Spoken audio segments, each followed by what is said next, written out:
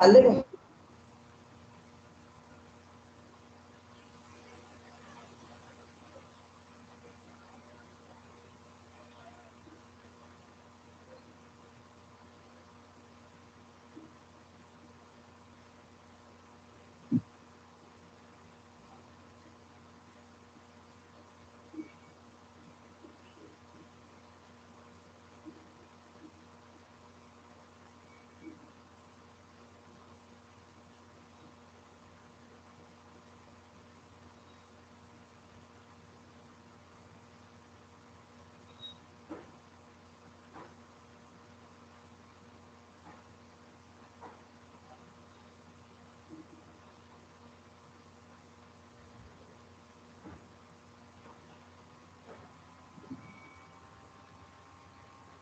झाले sir.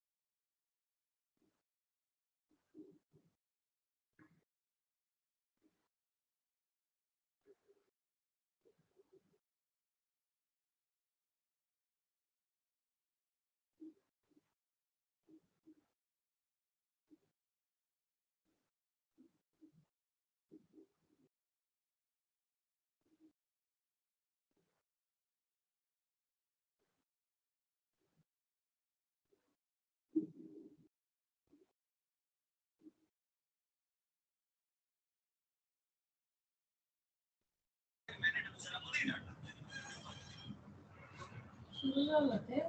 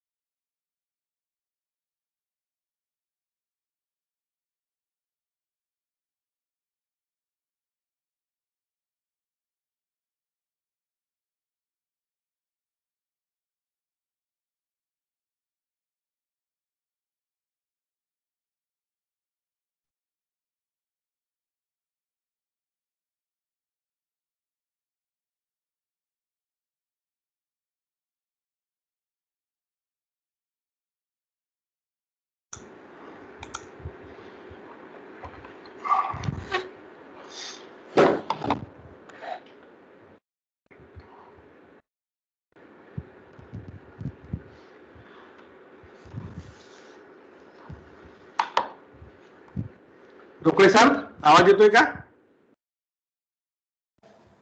Rokade sir. Yes sir, येतोय sir. आवाज येतोय? येतो. हो येतो. सुरू करा. ठीक आहे. हो. Morning madam. Good morning sir. Rokade sir please. Yes, sir. Yes. Good morning and welcome to this national level webinar, which is entitled Women, Water and Development, Issues, Challenges and Opportunities. Om Sarve Bhavantu Sukhina, Sarve Santu Niramaya. May all be prosperous and happy, and may all be healthy. With this hope, we are moving forward to this webinar. Honorable Professor Mrs. Dipali Malkhede Madam. नमस्कार madam. नमस्कार. NASI member and professor in Department of Chemistry.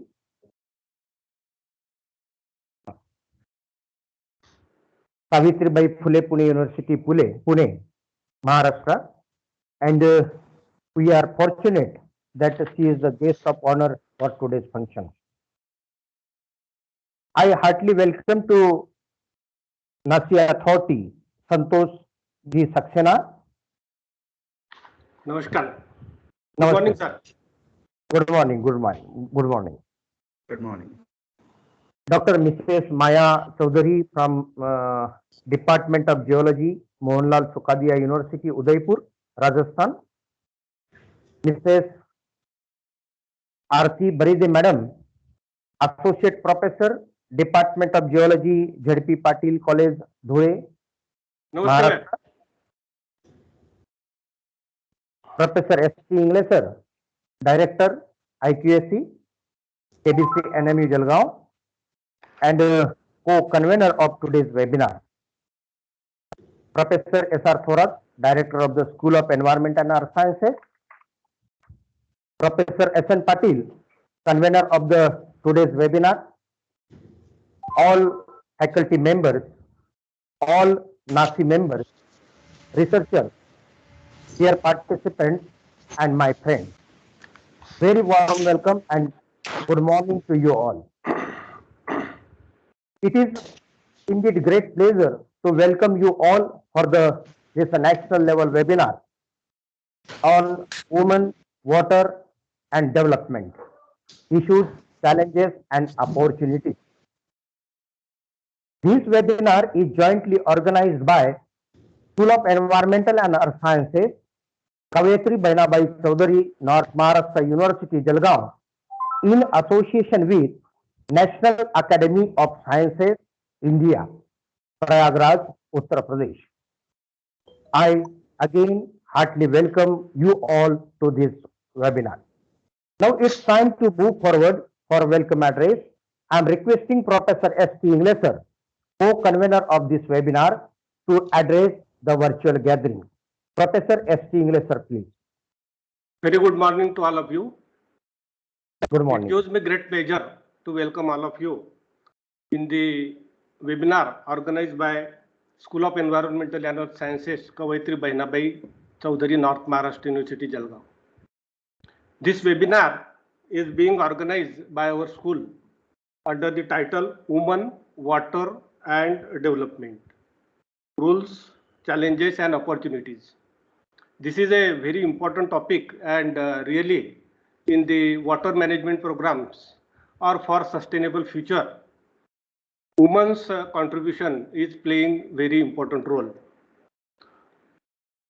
For this particular session, we have got Dr. Dipali Malkhede from Pune University as a guest of honor, and we have got distinguished resource person, particularly Maya Chaudhary from Mohanlal Sukhadiya University, then S.N.Patil, he is investigator of NASI project, Mrs. A.M. Baride, she is associate professor in Z.V. Patil College.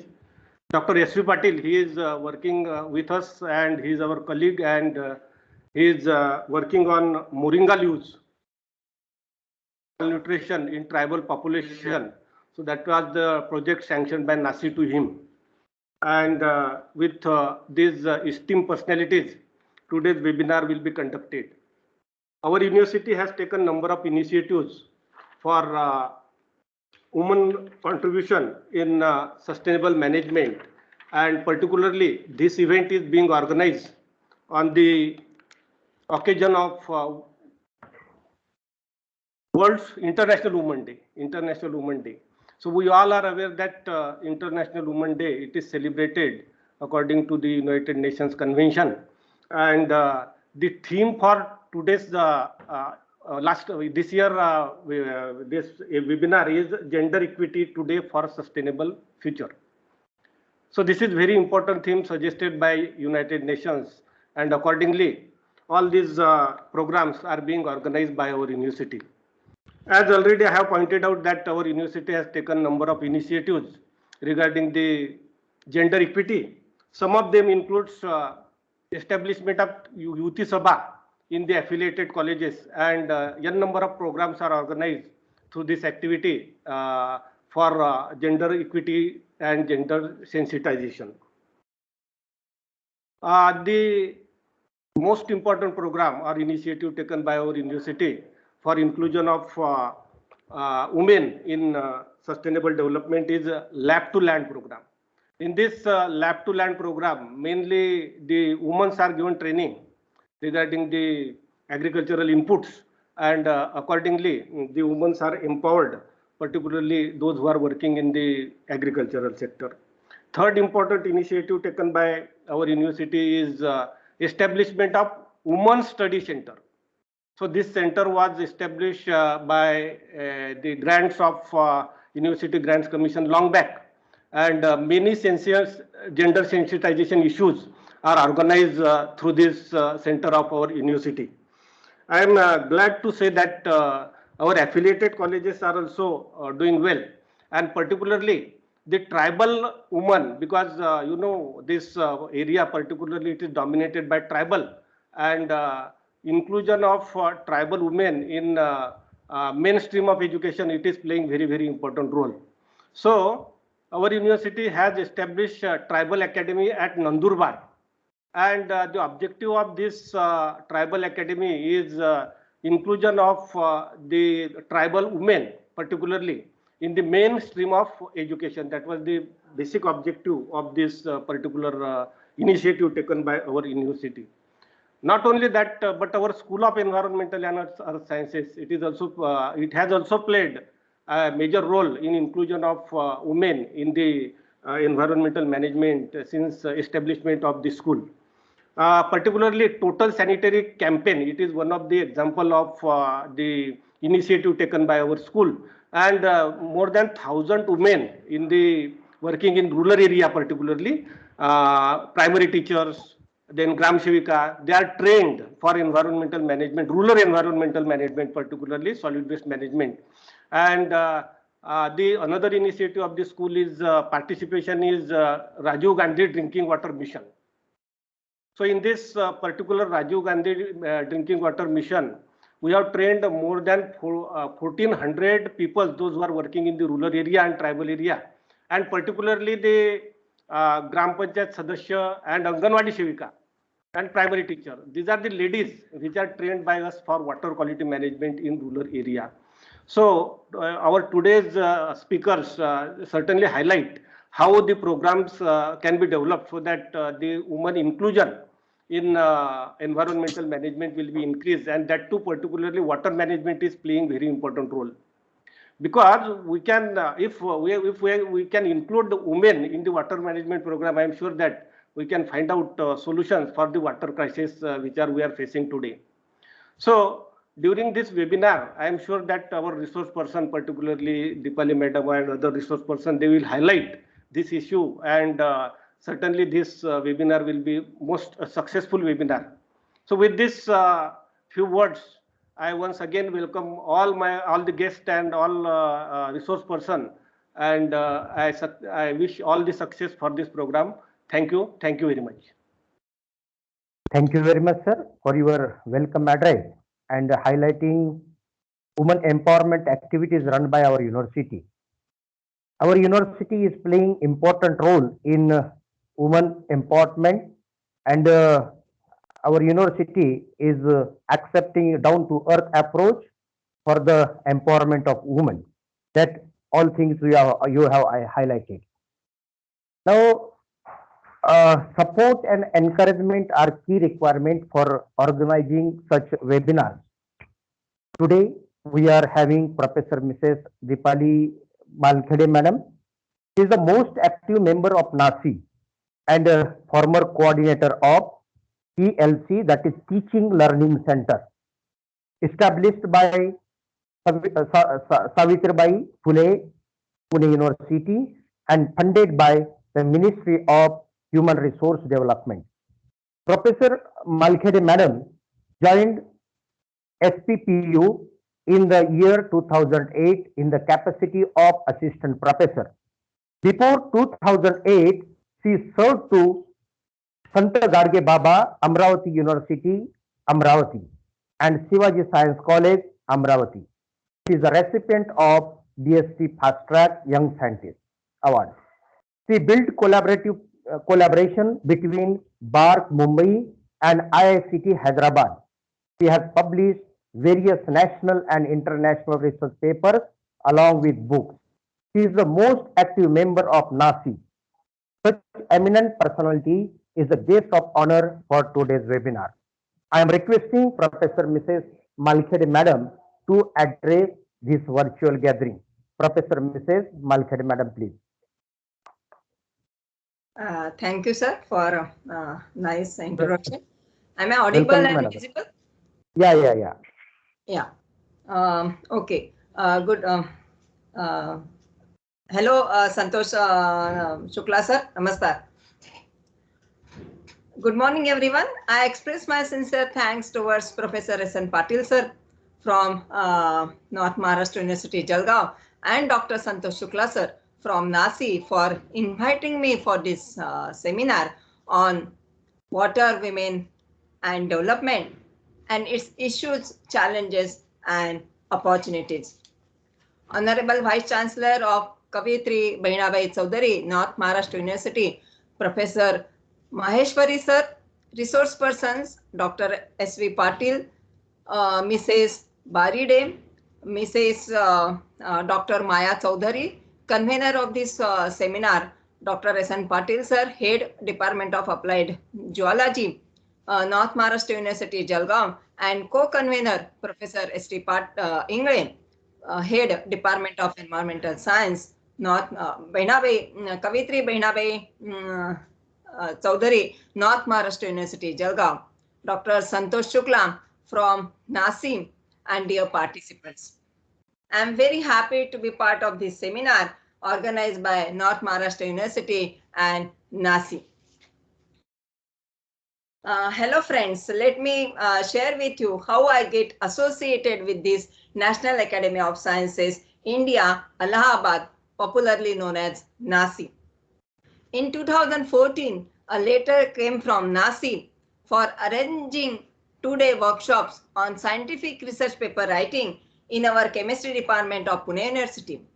The head of the department asked me to arrange this workshop, and so I wrote mail to NASI and finalized dates and other things. And finally, 2 days workshop was organized in December 2014. About 190 participants from various departments attended this workshop. Speakers were from late Professor V.P. Sharma, ex-chairman NASI, Professor Paramjit Khurana from University of Delhi, Dr. Abhilash from BHU Varanasi, and Dr. Aninda Bose, publisher, Springer.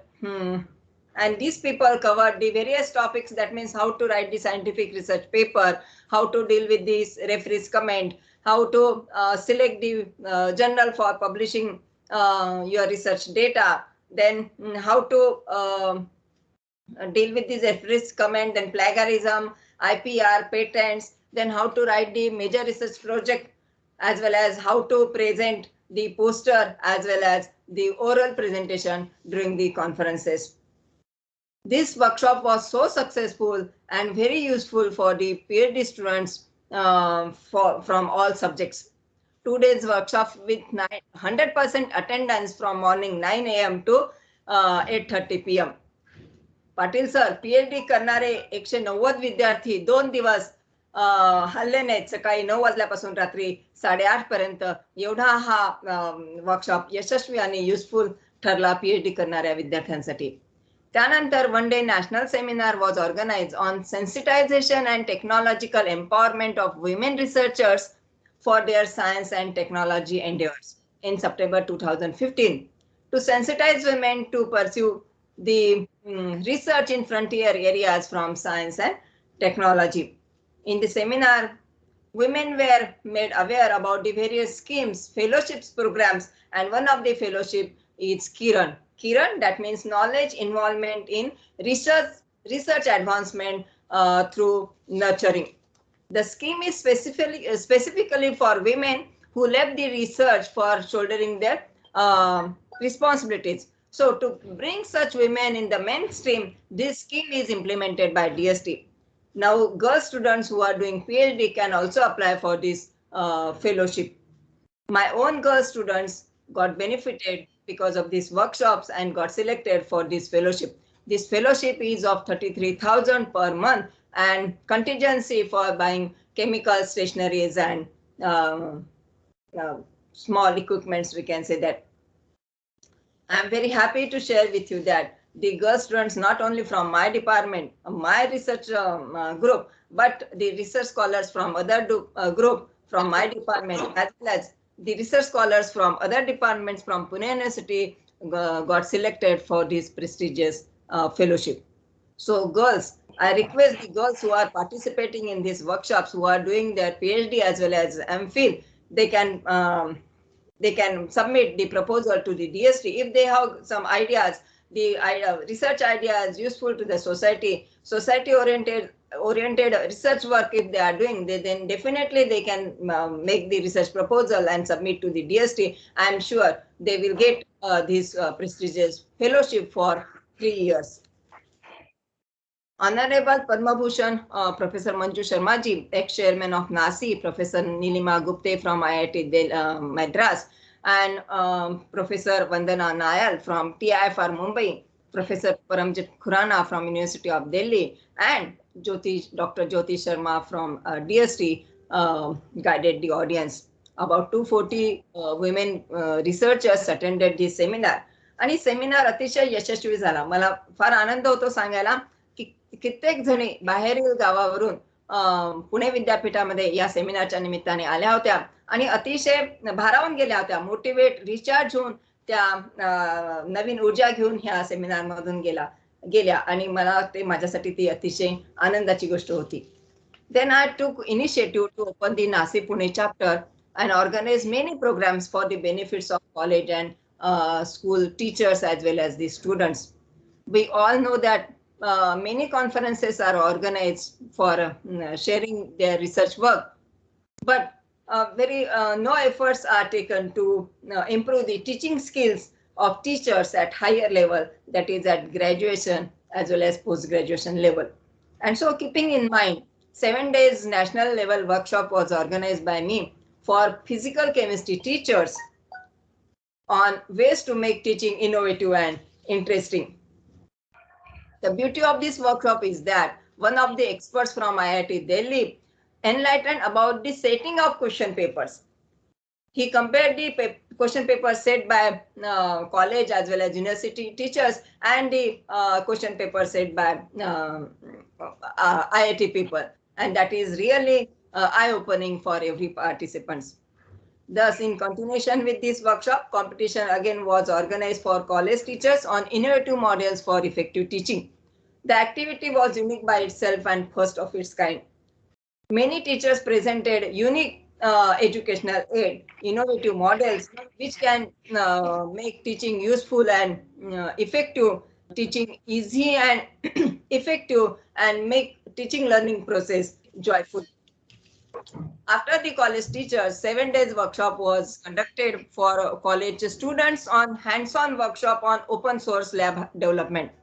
Experts were from IIT DM Kanchipuram, and students learn how to make spectrophotometer as well as this centrifuge machine using the Arduino open source computer hardware. After this program, the workshop was organized for 7 days. Workshop was organized for school children or school teachers on professional development of science teachers for teaching science. The objective of this workshop was how to bring lab in the classroom.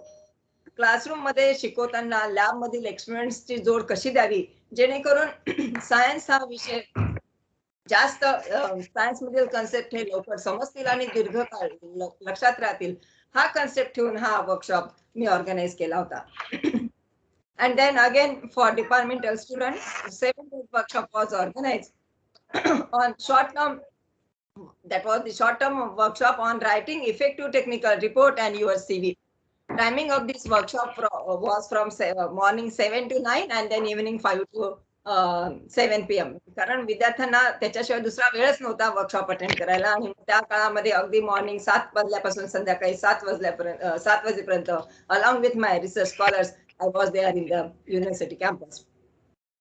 मला सांगायला अतिशय आनंद होतो. पुण्यामध्ये resources एवढे आहेत. NCL आहे, आयसर आहे, Muktangan exploratory centre आहे, Agastya Foundation which make the educational aids working models जे तयार करतं Agastya Foundation. ही एवढी सगळी रिसोर्सेस पुण्यामध्ये असल्यामुळे अतिशय इफेक्टिव्ह पद्धतीने मला वर्कशॉप ऑर्गनाइज करता आले. सॉरी. त्यानंतर to develop the interest in science among school children and to develop attitude to pay back to the society, university postgraduate students are motivated to take lectures in their schools. विज्ञानाचा प्रसार व्हावा आणि विज्ञानाचा प्रसार व्हावा म्हणून नासी पुणे चॅप्टरच्या अंतर्गत मी ही योजना राबवली होती. मुलांनी आपल्या शाळेमध्ये जाऊन पोस्ट ग्रॅज्युएटला डिपार्टमेंटचे विद्यार्थी येतात त्यांनी आपल्या शाळेमध्ये जाऊन विज्ञानाची गोडी लागावी म्हणून विज्ञानातल्या काही गमती जमतीवर काही लेक्चर्स आपल्या शाळेमध्ये जाऊन मुलांना शिकवावीत किंवा त्यांना ती घ्यावीत अशी ही स्कीम मी राबवली होती. माझा असा उद्देश होता की university teachers should act as ambassador to popularize the science among the school children. Because of this many activities organized effectively by me under this NASI Pune chapter, I got an opportunity to organize 87th annual session and symposium on basic research and its role in 2017 in association with NASI headquarters. Honorable Governor Pandit Vidyasagar inaugurated program along with Professor Manjuji Sharma and Dr. Anil Kakorkar sir. What I wanted to share with you that NASI headquarters promote and support activities for popularizing science among students and teachers. If you arrange or if you give proposal of these activities to the NASI headquarters. आणि त्यानंतर for sensitization and organizing training program for skill development for welfare of scheduled tribes. NASI headquarters Allahabad plan to arrange some activities in 2016 and 17. I was asked to submit a proposal for the benefits of tribals from Pune region or Gadchiroli region. But because of my hectic schedule, I could not submit that proposal.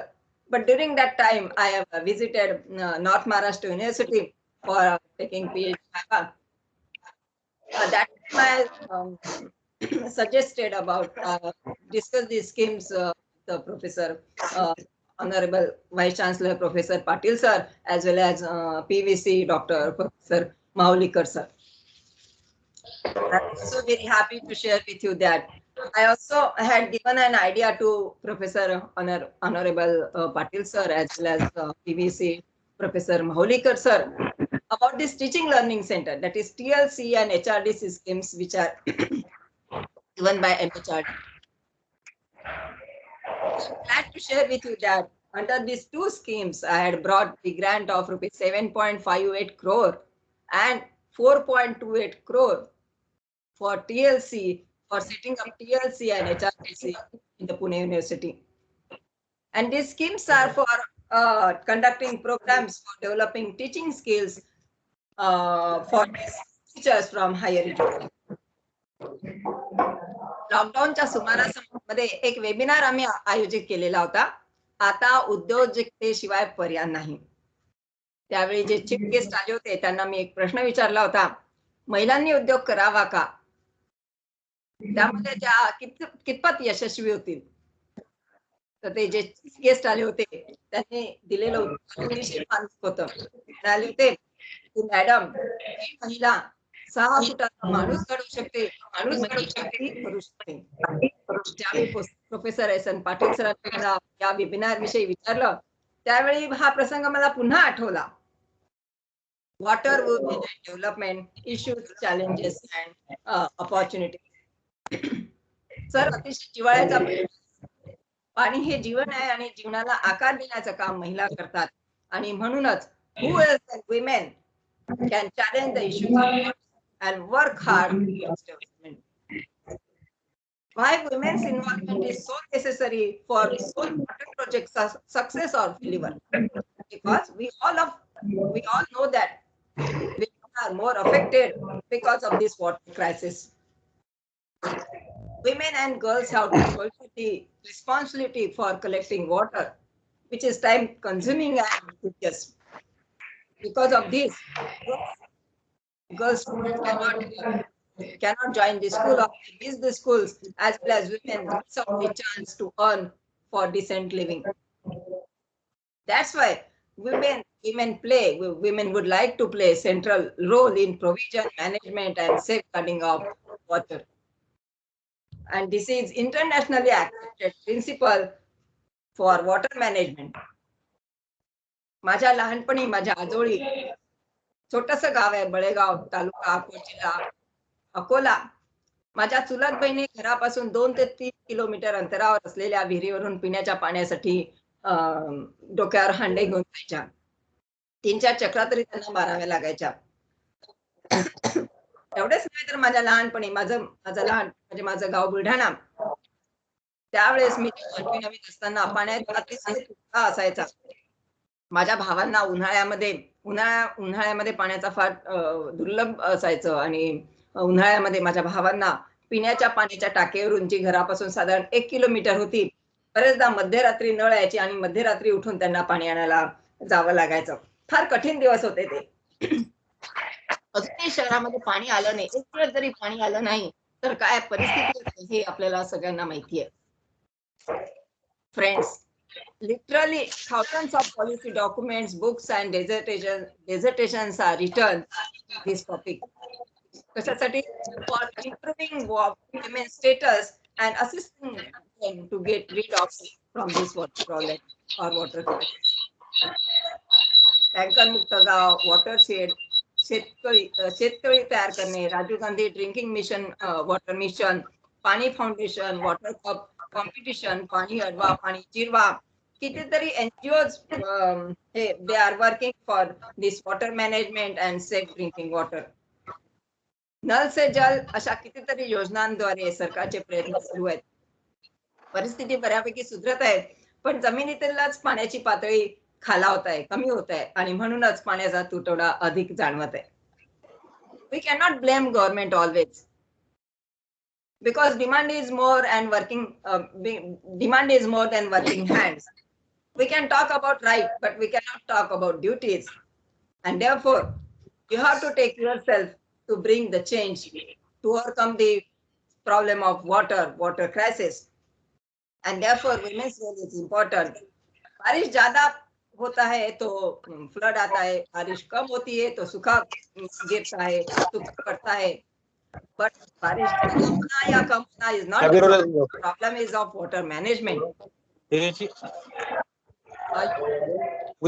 कोणाचे हे थोडे बंद करा, फार आवाज येतोय बॅकग्राऊंडला.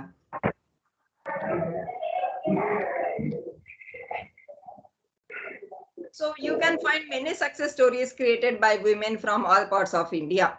Uttarakhand, Maharashtra, Rajasthan, West Bengal, Tamil Nadu, all corners of India. Dongra एवढं काम करणारी माणसं, काम करणारी माणसं वॉटर मॅनेजमेंटच्या बाबतीत तुम्हाला सापडतील. कितीतरी विमेन लिडरशिप वॉटर मॅनेजमेंटच्या माध्यमातून पुढे आलेले आहेत. अनपढ, अशिक्षित असूनही पाणी व्यवस्थापनामध्ये त्यांनी गावातल्या महिलांना जागृत करून गावातील पाण्याची समस्या सोडवलेली आहे. छोटेसे 2 उदाहरणं मी तुम्हाला सांगणार आहेत. मोठी उदाहरणं तुम्हाला माहिती आहेत. राजस्थान अजमेर जिल्ह्यातील 21 गावातील मनी देवी किंवा गीता देवी या महिलांनी करेजच म्हणावं लागेल, कारण एवढ्या राजस्थान मधल्या छोट्या गावामधील महिलांना किती बंधनं असतात हे तुम्हाला माहिती आहे. तर या महिलांनी करेज करून बायकांना जुळून ग्रुप्स तयार केले, स्वतःचे सेव्हिंग्स मोडून 75,000चा निधी जमा केला आणि NGOच्या माध्यमातून मग त्यांनी सिमेंटच्या टाक्या बनवल्या. एक टाकी पिण्याच्या पाण्यासाठी आणि दुसरी टाकी फॉर ठिबक सिंचन शेतीसाठी. ICRI SATच्या माध्यमातून कल्टिवेशन ऑन ड्राय लँडचं शिक्षण त्या महिलांना मिळालं आणि त्याच्यामुळे सुरुवातीला मग मिलेट आणि त्याच्यानंतर बार्ली आणि मस्टर्ड त्यांनी शेतीमध्ये पिकवायला सुरुवात केली. आज त्यांचं गाव हिरवगार झालेलं आहे. राजस्थान मधील अजमेर, जिथे अतिशय पाऊस कमी पडतो, महिलांनी दाखवलेल्या या पुढाकारामुळेच तिथे ही परिस्थिती पालटलेली आहे. दुसरी सक्सेस स्टोरी मी सांगणार आहे महाराष्ट्रातली. लीलाबाई सोनवणे, जालना जिल्ह्यातील. तुम्ही कदाचित नाव ऐकलं असेल, गुगल सर्च केलं तर तुम्हाला हे नाव नक्की बघायला मिळेल. जेव्हा त्यांना कळलं की पाण्याला धरून ठेवणारा हा जो दगड आहे हा फक्त 14 गावांमध्येच आहे, तेव्हा त्या 14 गावांमध्ये फिरल्या. रेन वॉटर हार्वेस्टिंगचं महत्व त्यांनी या 14 गावांना समजावून सांगितलं. पाणी अडवा, पाणी जिरवा ही मोहीम त्यांनी अतिशय यशस्वीपणे राबवली. त्या म्हणतात, लेकीबाई जेव्हा डोक्यावरून पाण्याचे हंडे 25-35 लिटरचे पाण्याचे हंडे डोक्यावरून जेव्हा त्या वाहून न्यायच्या, तेव्हा माझा जीव कळवळायचा आणि त्याच्यामुळे मग मी हे पाऊल उचललं आणि 14 गावांमध्ये फिरली, रेन वॉटर हार्वेस्टिंगचं महत्व समजावून सांगितलं आणि NGOच्या माध्यमातून ही योजना यशस्वीपणे राबवली आणि साधारण 1 ते 2 वर्षातच त्यांच्या गावातली परिस्थिती पालटली. उन्हाळ्यामध्ये सुद्धा त्यांच्या गावाला भरपूर मुबलक पाणी मिळतं.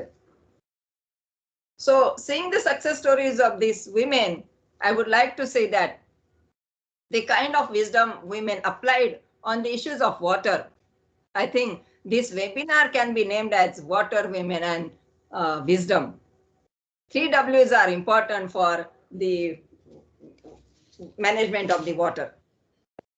Sir, मला वाटतं गरज आहे अवेअरनेस, अवेकिन आणि ऍक्शनची. जागरूकता लाना है तो to bring some behavioural change. लोगों को जगाना है और काम में जुट जाना है. पाटील सर, मला असं वाटतं की द वे वी थिंक और the way we discuss Bollywood as well as cricket, can we discuss the water management, its purification, waterborne diseases, groundwater level, rainwater harvesting, wastewater management? We need to develop that attitude. We need to discuss more about water than war. Be water wise and respect water because water is life. Yes. So for solving water problems, we don't need very high technology. Need only sensitization. Rain water harvesting करून नळातून पाणी तर आपण आणू शकतो किंवा पाणी येईलही, पण आणलेलं पाणी किती सुरक्षित आहे, किती स्वच्छ आहे, किती सेफ आहे प्यायला, याचंही ट्रेनिंग, ह्याचंही सेन्सिटायझेशन करणे फार आवश्यक आहे. बघितलं हॉस्पिटलमध्ये जे मावशीस किंवा मामा असतात, जे पेशंटला पाण्याचा जार भरून देतात, तर ते पण जार पकडताना अशा पद्धतीने जार पकडतात की त्यांची बोटही त्या जार मध्ये असतील. अशा वेळेस हसावं की रडावं कळत नाही. सांगावंसं वाटतं सर की नंदुरबार मधल्या लोकांविषयी आपण जर काही बोलू शकत नाही, कारण की ती तर लोक अनपढच आहेत आणि अशिक्षित आहेत. मुळातच या गोष्टीचं त्या लोकांना ज्ञान नाही आहे. पण शहरातील लोकांना सुद्धा पाणी कसं साठवावं, पाण्यामुळे कुठले डिसीज निर्माण होतात किंवा व्हॉट आर दी वॉटरबॉर्न डिसीजेस याची जाणीव नसते. आणि मला असं वाटतं आपल्या कॉलेजमधली, आपल्या युनिव्हर्सिटी मधील विद्यार्थी अवेअरनेसचे काम फार छान पद्धतीने करू शकतात. विद्यार्थ्यांना वॉटर मॅनेजमेंटचा अँबॅसिडर आपण बनवून सोसायटीमध्ये लहान लहान ग्रुप्स मध्ये वॉटर अवेअरनेसचे, वॉटर मॅनेजमेंटचे अवेअरनेसचे कॅम्प्स आपल्याला करायला पाहिजे.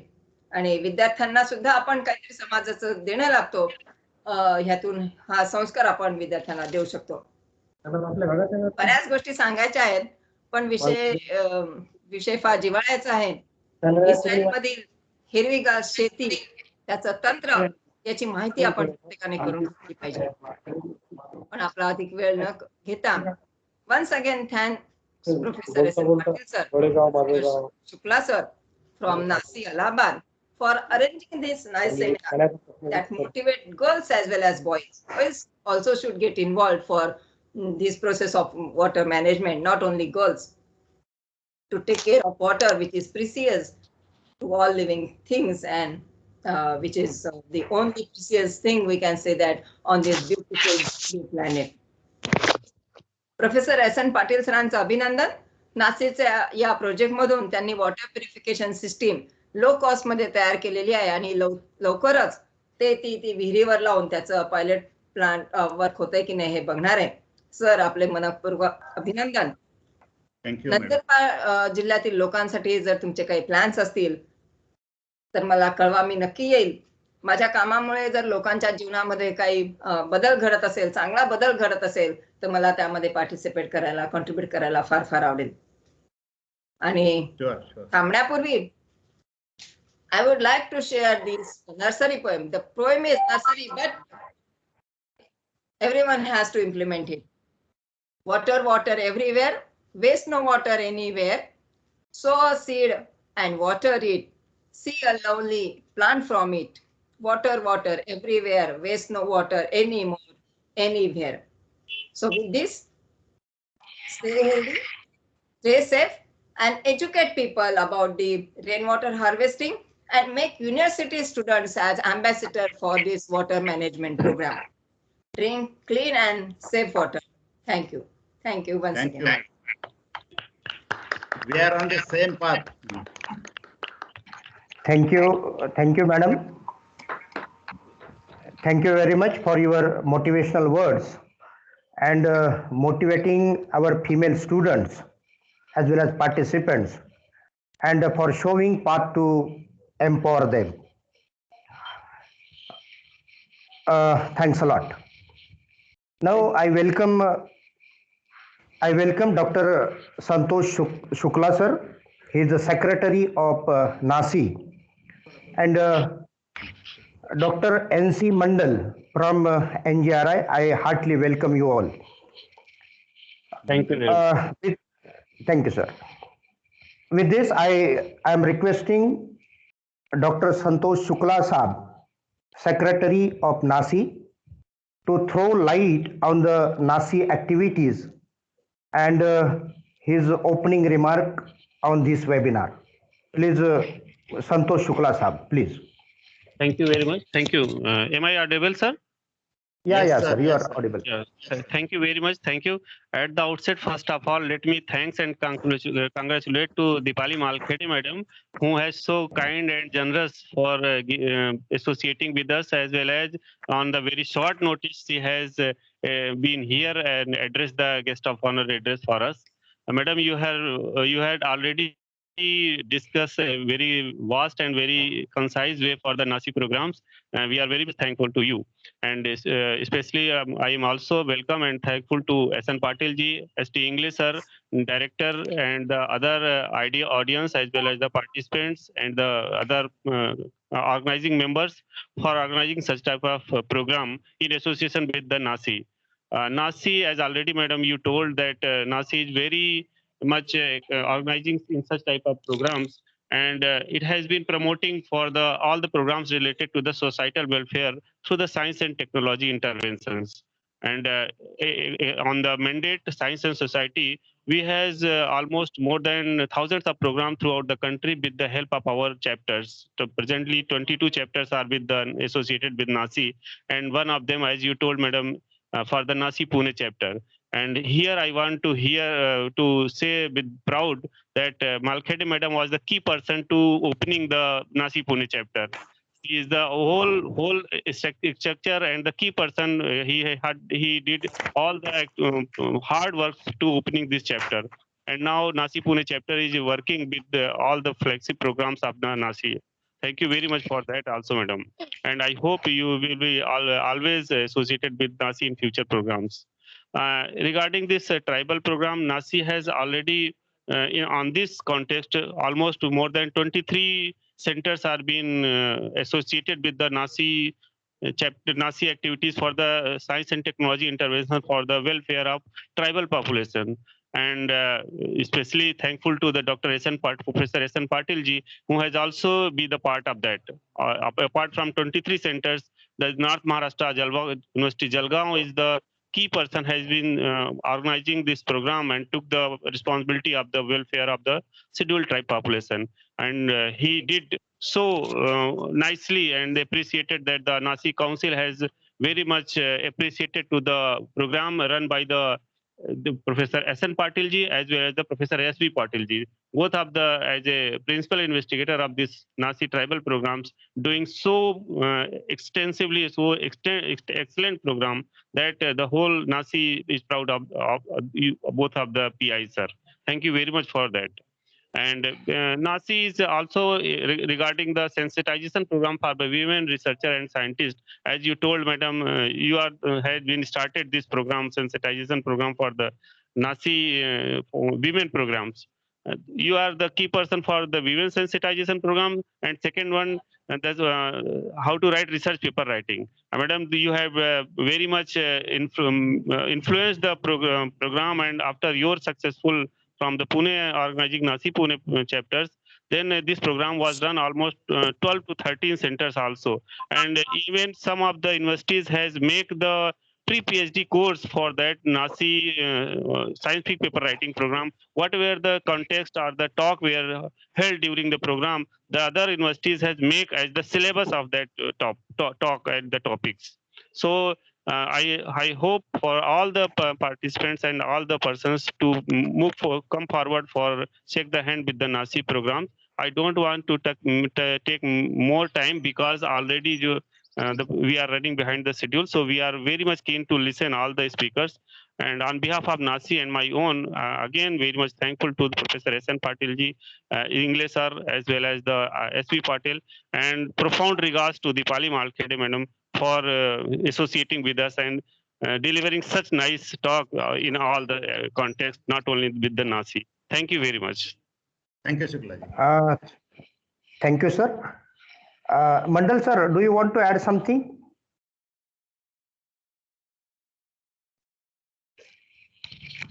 Mandal ji. Oh. Professor Mandal from NGRI is a scientist of Groundwater Division, and he is associated with me from last decade, and we are working together in many sectors related to the water issues. Professor Mandal sir, please.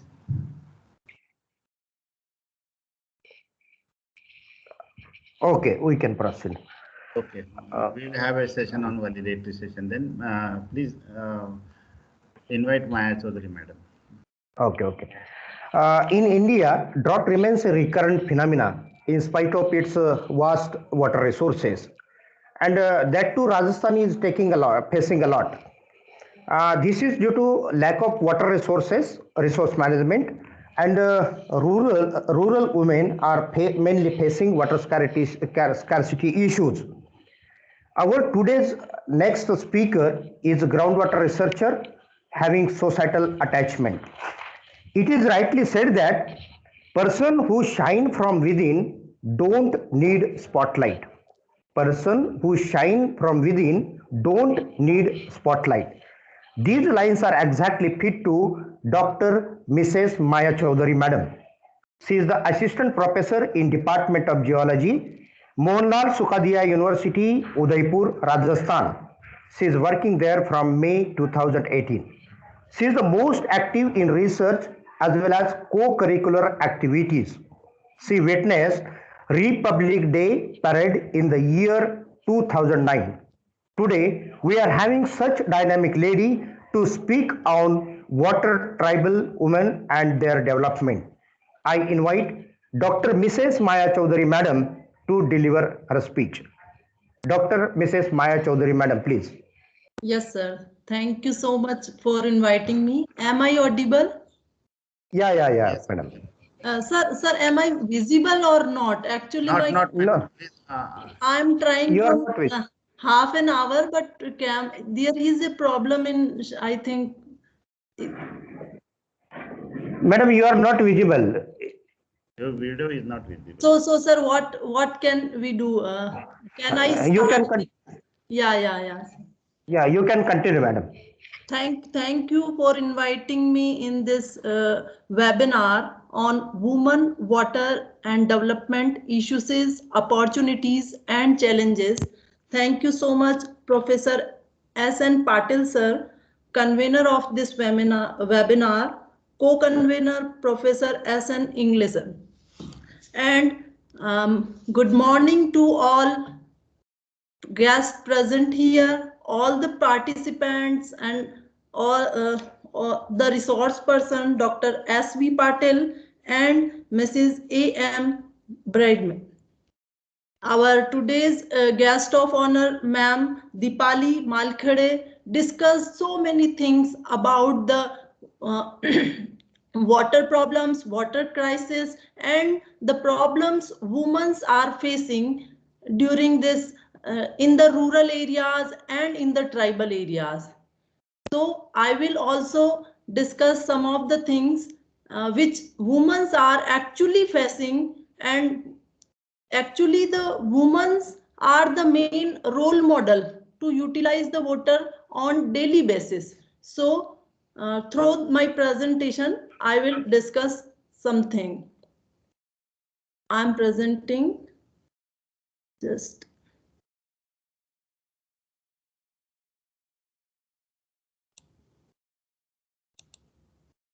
Sir, my presentation is visible?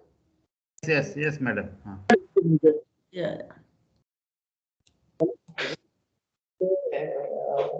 Mail करें, तुम्हाला पण mail करें आणि Okay. Myself, Dr. Maya Chaudhary, Assistant Professor, Department of Geology, Mohanlal Sukhadia University, Udaipur. And I am going to discuss on the women, water and development. The first one, that is the main importance, is the availability of water. As we are talking about the water, on the earth, 97% is salt water, leaving a mere 3% is fresh water, approximately 1% of which is readily available for our use. So if I talk about India, India received nearly 4% of the global precipitation and ranks 133 in the world. Term of water availability per person per annum. The total renewable water resources of India are esteemed at 1,897 square kilometers. So I can say where water is very, very precious for us, and how the human beings utilize this water.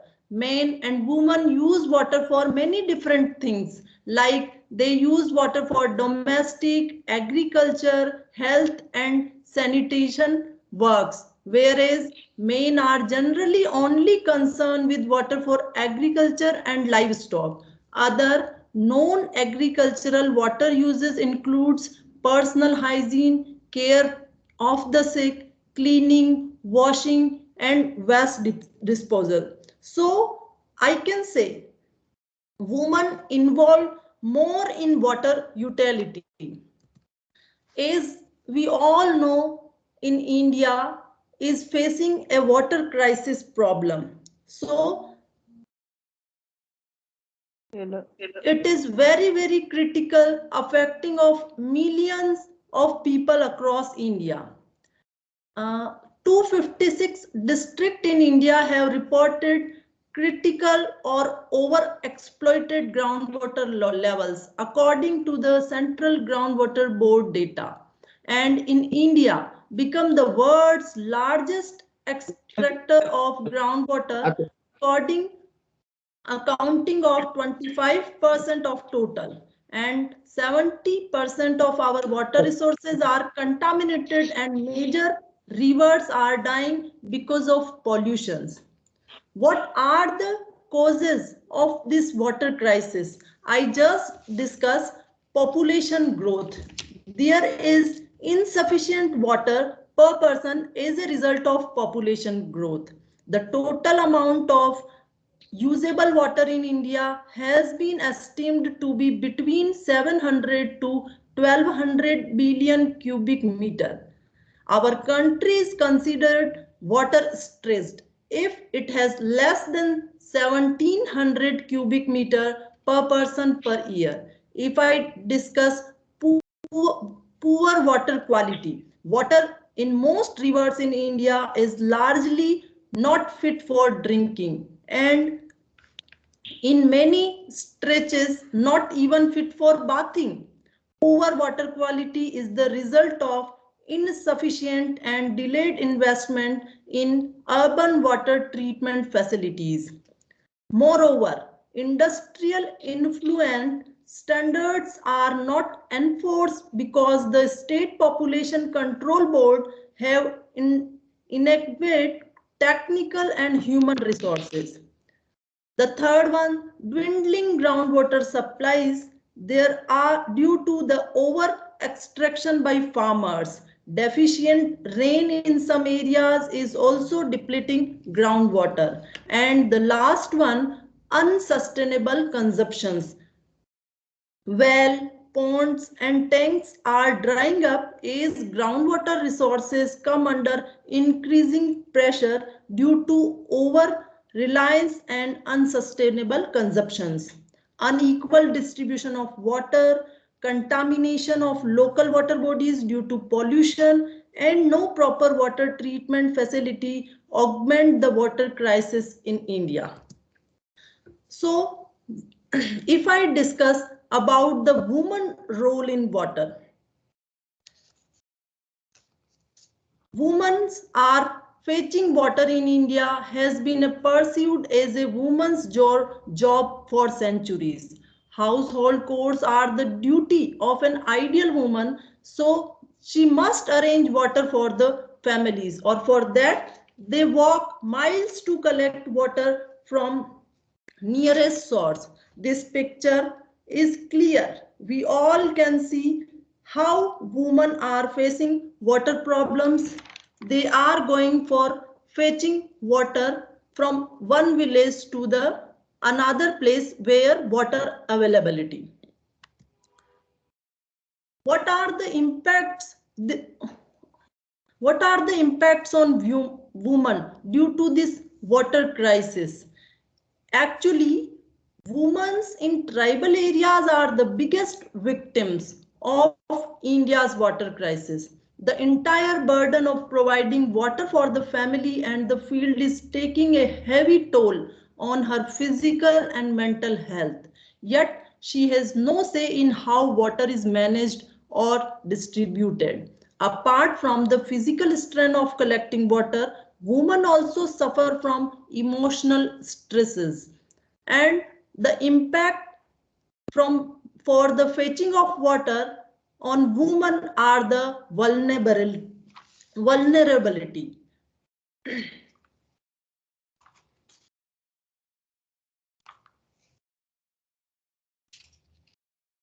Vulnerability.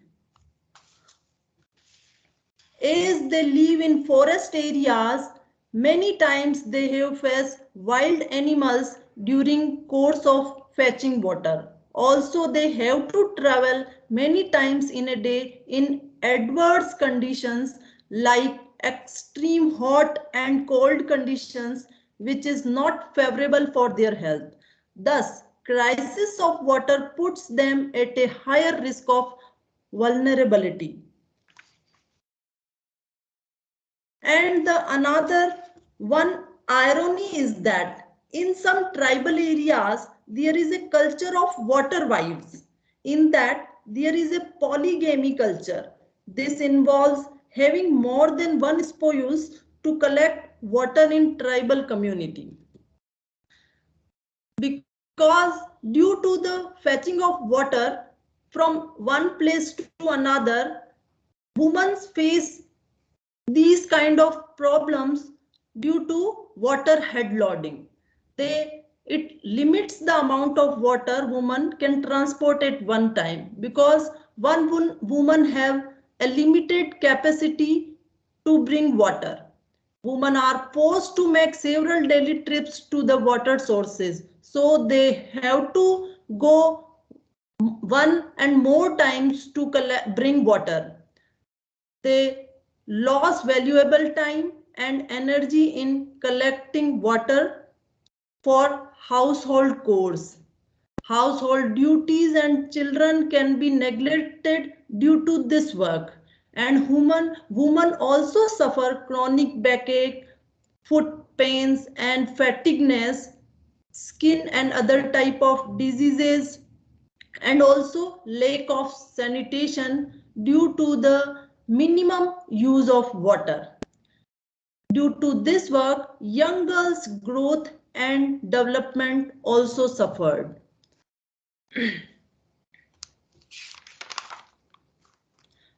Here, I want to highlight the sanitation problems and disease arrive from it.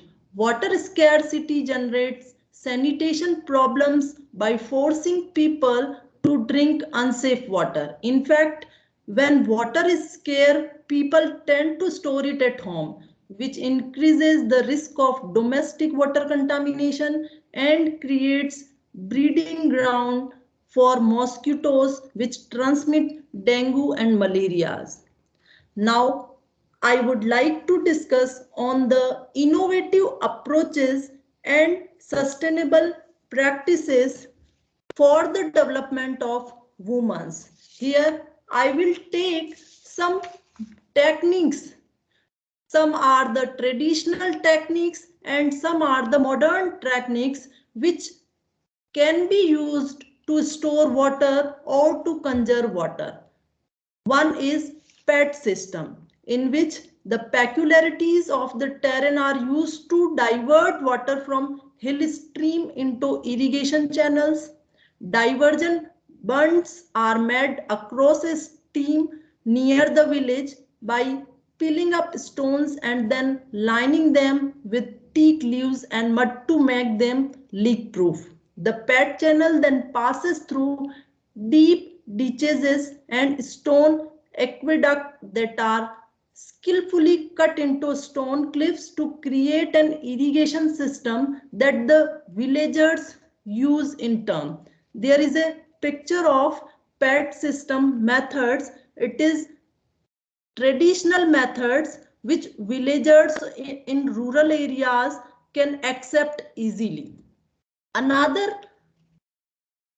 the famous water conservation method generally used in western Rajasthan, that is Tanka. Tanka is a cylindrical paved underground pit into which rainwater from rooftop, courtyard or artificially prepared catchments flows. Once completely filled, the water stored in a tanka can last throughout the dry season and is sufficient for a family of 5 to 6 members.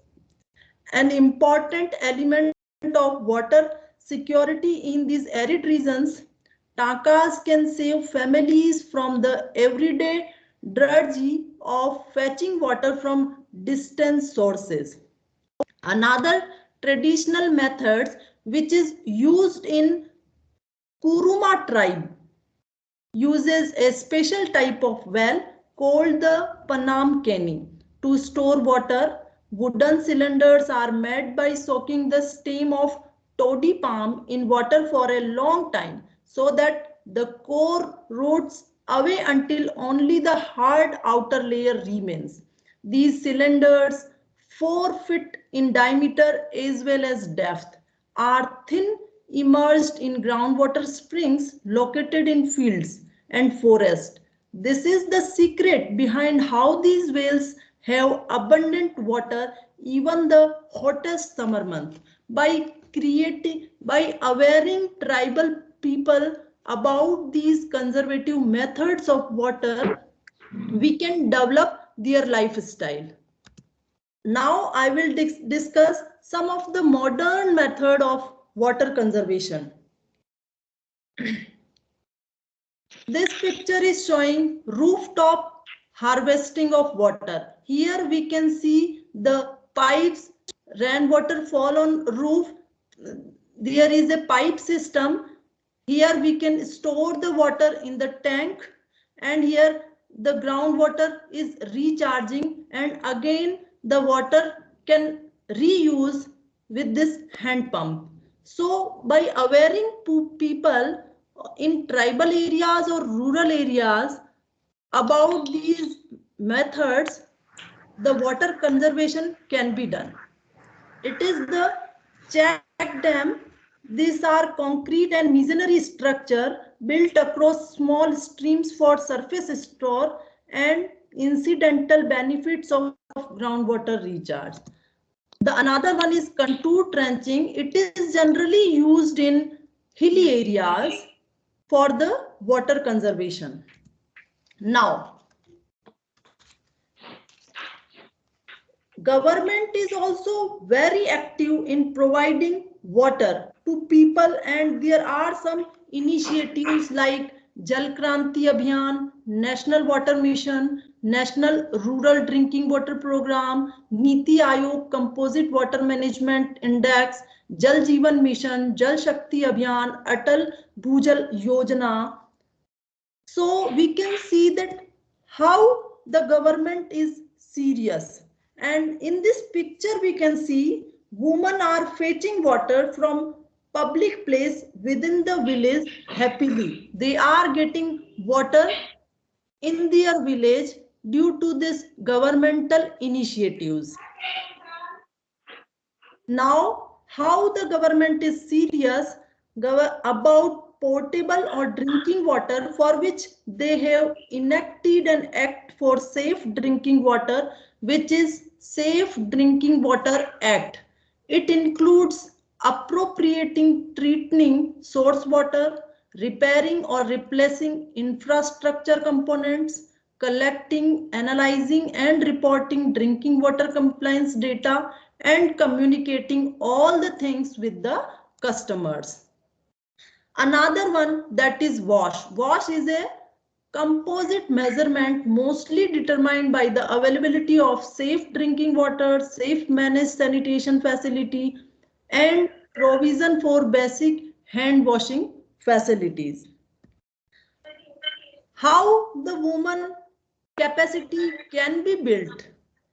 Presently, the society and the governments making serious efforts for water conservation. But as we know that women play a vital role in a society, hence extra efforts are required for capacity building of women, which can be done by providing them various kind of trainings like awareness, creating awareness about various water program improvements, creating awareness about environmental and health issues between the women.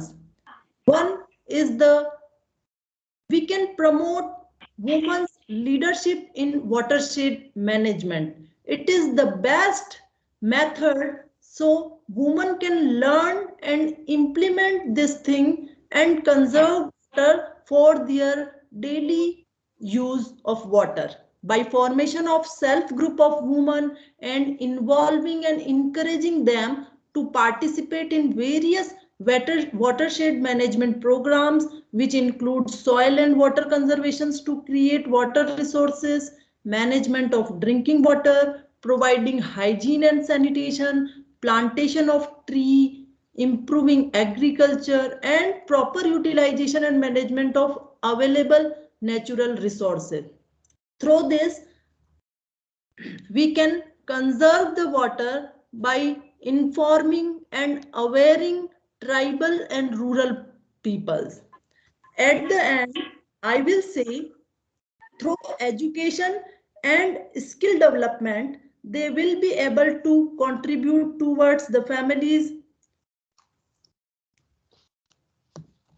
and leads to socio-economic development. It can be conducted that if the water crisis issues are resolved in tribal areas, then tribal women can focus on improving their quality of life. They can utilize their time development. They can focus their self-education and can become self-dependent. This all will lead collectively to the development of tribal community. With these words, lastly, I would say women are the secret weapon for the development, for the better development in any field, not only for the conservation of water, for the utilization of water. We can say woman, if we educate the woman, we create awareness among the woman for anything, it will be help for our national socio-economic, it will consider as our national socio-economic development. Thank you for sparing time with me. Save water and save water. Thank you so much, sir, for giving me this opportunity as a resource person in your webinar. Thank you so much. Is there any question, query? As I said, Deepika Malkade madam said so many things about women, awareness, tribal women, and I just discuss all the things with this small PPT. So thank you so much. Thank you, madam. Thank you, madam. Thank you, madam, for your most informative speech. Now I am inviting Professor S.N.Patil, sir, convener of the webinar, to throw light on the water management. Professor S.N.Patil, sir, please. Yes, sir.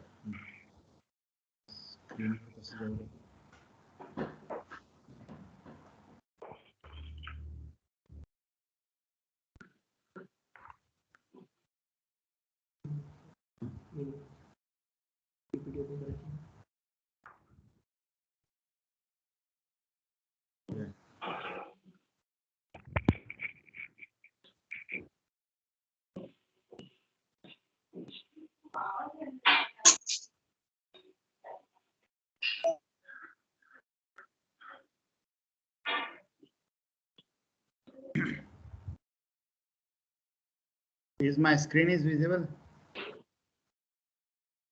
Yes, it is visible. Thank you, Rokde sir. Good morning all, and first of all, thanks to the NASI authorities for giving me permission to conduct the this program on eve of Women's Day week celebration. Honorable President NASI, Ghatak sir, past President Padmanabhan sir, Manju Sharma madam, Purana madam, and Madhulika Agrawal madam, and all distinguished authorities of NASI. And my today's guest, Dipali Malkhede madam, Maya Chaudhary madam, Baride madam, and my colleague S.T.Patil and myself. Thank you for your presence. Today I am sharing my experiences in the field of water management and further progress of NASI funded project which is allotted to us, and very soon this project is completed in this particular month. Role of water for empowerment of tribal women and progress of NASI funded project implemented in Nandurbar district, which is a tribal part of the North Maharashtra region. Basically, the theme of International Women's Day 2020, as morning Professor Ingle sir discussed, the International Women's Day is the gender equality today for sustainable tomorrow, which advancing the gender equality in the context of climate crisis and disaster risk reduction is one of the greatest global challenges of the 21st century. If you see the women worldwide, 70% of the 1.2 billion living of poverty are female. If women are in working conditions, women do more than 67 hours of work done in the world, earn only 10% of the world income, and own only 1% of the world poverty. The value of unremunerated work was estimated at about $16 billion, from which $11 billion represents the invisible contribution of the woman. Women are paid 30 to 40% less than women in comparable work. On average, 60 to 80% of the food in most developing countries is produced by the woman. Women hold 10 to 20% margin, managerial and administrative jobs. According to the UNESCO program, gender equality means giving women, men, girls, and boys the same opportunities to participate fully in the development of their societies and achieve self-fulfillment. Means it's the key of development. In ethical gender approach, freshwater related issues means all decisions regarding design, localization, management, and use of freshwater resources must be taken into the account needs of the both men and women through an equitable approach. It means both men and women are allowed to influence and participate the benefit of the development of the society. In most of the developing countries, women's life is particularly concerned with water availability. Domestic contents are very different from those of industrialized one. In family work, usually covers 1/3 to the 1/2 of the woman working day. In both and rural urban areas, it includes tiring tasks such as fetching of water for domestic use, mostly by women. Women are the main users of water for cooking, washing, and family hygiene and sanitation. Although the woman better understanding the natural variations of water availability and the knowledge in very well manner, women are traditionally play a major role in managing and maintaining the commercial water supply. In some of the countries, women are responsible for regulations and control of the social use and safe maintenance of water resources. In this context, we have a NASI funded project on water quality management and its impact on human health hazards. Basically, it is a part of medical geology. I don't want to go in detail the many factors, but groundwater contamination is observed in the Nandurbar parts area, which is the more than 60% of the area is in the tribal zone. So geological factors play important role in range of environmental health issues, have impact on health for well-being of the billions of the peoples worldwide, but there is a general lack of understanding of importance of these factors are human health among the general public and public health community, even within the geosciences community. Hence, the contribution of the project aimed to show the importance of these particular aspects related to the health of human being. The present project outcome will be very much helpful to find out the sources of various contaminants and their possible eco-friendly technology for well-being of the society. As we are observing, many times humans are facing the problem. They are fetching the water from various sources, and right now they travel kilometers or some meters for fetching the water for their basic needs. If water is having certain turbidity in conditions, they are mostly using their local seeds or somewhere alum or some products they are using for purifying the water. But it is the right time to convey or aware this particular area for well-being of the society. These are the various objectives. We already achieved all the objectives from this project: assessment of water quality in tribal pockets to identify the point and non-point sources of contamination, water quality mapping of the area, to correlate the human health hazards in the area, and to develop the low-cost techniques for purification of water system. So these are the major achievements of the projects. Low-cost and high-effective water purification techniques, example, geolytic-based bed model is developed in pilot level. As per objectives of the study, it is necessary to treat the drinking water sources. We have collected more than 200 samples And this is the methodology: study area, site selection, then data interpretation, laboratory, pilot project, field project, and decision making. This is the area which I showed the 6 talukas of Nandurbar district. Earlier it is where merged with Dhule districts, and now it is the entire tribal district of the Maharashtra state. More than 60% population of Nandurbar is scheduled tribes. This is the geological map of the Nandurbar districts, which are having 2 river basins mainly, Tapi and Narmada basin at northwestern side, and yellow patch is alluvial patch, and 6 talukas covered this particular districts. And this is the population which indicates that 79 70%, nearly 70% population is in tribal population. Out of that, rural is nearly 80% and urban is nearly 18%. So these are the various maps prepared for their delineating the area in the form of rainfall and static water level control. As rainfall is very unpredictable, fluctuations in the rainfall tend to aggravate the problems of water scarcity in hard rock like areas like Nandurbar. Nandurbar is having hard rock like areas, Deccan basalts, some alluvial, and in northwestern side Narmada basin, bark beds are there. But it is entirely hilly regions. And static water level control maps, we have collected the information. Then fluctuation is nearly from last 5 years, it is water level is fluctuated 3 to 4 meter somewhere, and somewhere it is 0.12 to 1 meter, and somewhere it is 8 to 9 meters in some pockets. This is the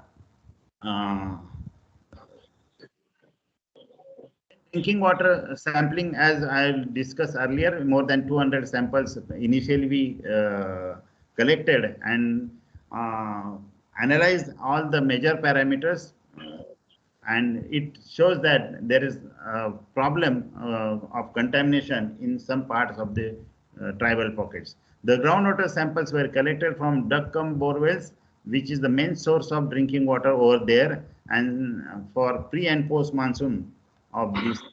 These are the sampling collections of tribal pockets of Nandurbar districts, most of the part, and these are the duck wells, and we are gathering the information of their health and quality of water and to create awareness about the society.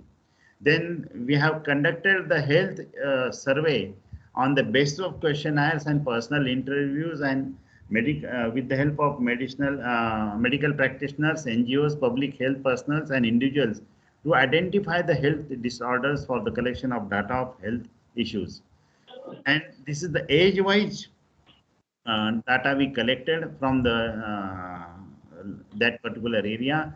Mostly kidney stone. It is due to the hard water, waterborne diseases, methemoglobinia, and waterborne diseases in the district almostly singularly due to the dehydration due to the gastrin.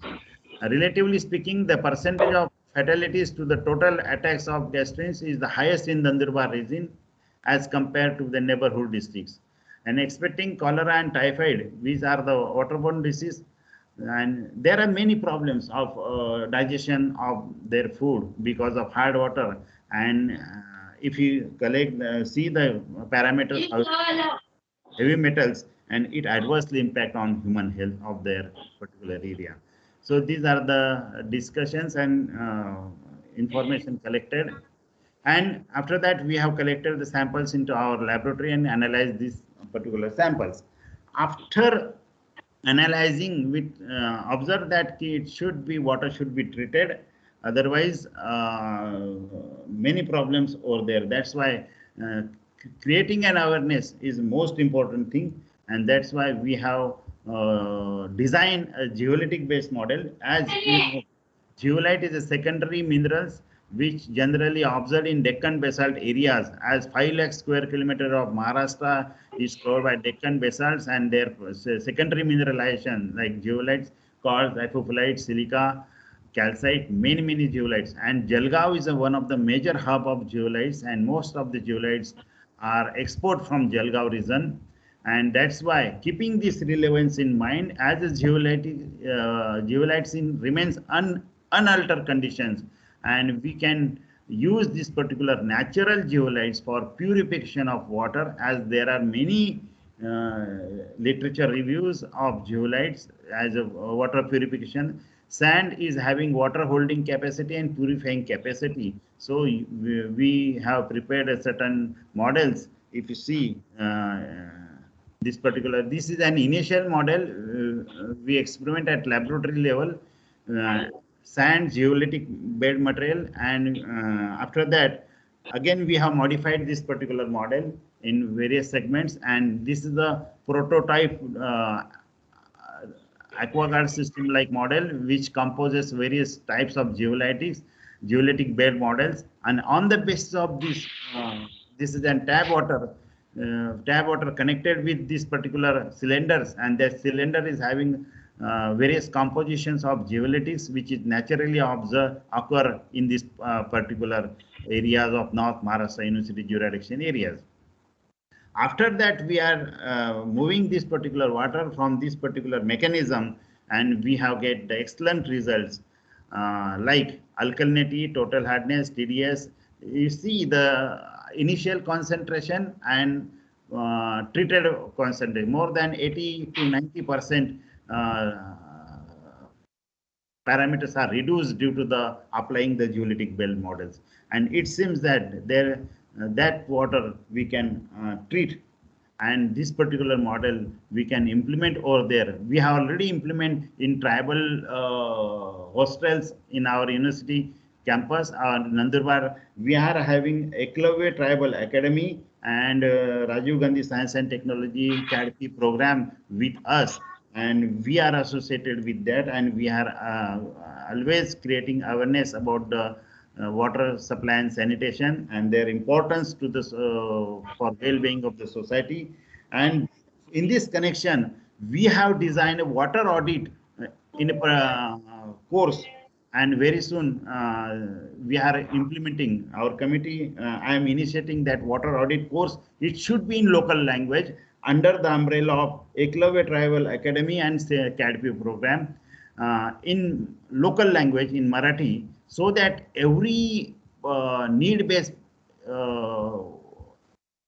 persons from the tribal pockets of the area can be aware through this system in water audit, importance of water and their calculations and water quality assessment, and how to improve the water quality, like adopting such kind of programs. So during the pandemic times, we have organized this program, and we have designed this water audit program for well-being of the tribal pockets of the Nandurbar districts. And this is a very positive benefit of this particular Eklave Tribal Academy and our NASI project. We have worked together for well-being of the society, and there is a nice impact of ST population on Nandurbar Tribal Academy. These are the various programs conducted in local languages, and one webinar we already conducted in 17 September in association with NASI, Padmanabhan sir, Manju Sharma madam, Khurana madam, and many distinguished Satyadev sir, Shukla sir were participated and presented their views in connection with these issues. So in very soon, we are implementing, we are moving towards 3 villages and 1 tribal academy and implement our this particular water purification system in Nandurbar district. That's why it's a key time to have a mass awareness, because women are the main driving force behind the water sector, because they are fetching the water. They are optimum utilization of water only by women, mainly in many sectors and many parts of the country. That's why I would like to give the message to the all entire nation or society: Beti Bachao, Beti Padhao, for future sustainable development of the nation, and save water, save Mother Earth. Thank you, one and all.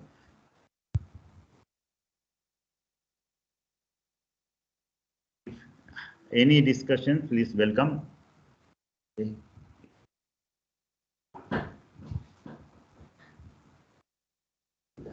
We have already aware and implemented rainwater harvesting issues in many villages, but this is not the time because our most of the experts presented their views, and due to the time constraint, it is very difficult to show the all things. And we have already associated with many NGOs, many research organizations, and many funding agencies, and we work together as honorary services also, and to create a mass awareness of the society for water quality issue, water quantity issue, water management issue, and creating a mass awareness of this. Thank you one and all. Thank you.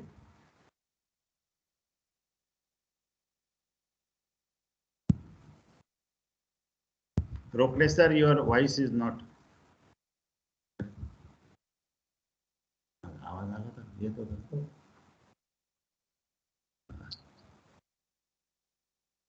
Rokde sir, तुम आवाज नहीं आ रहा है आपका.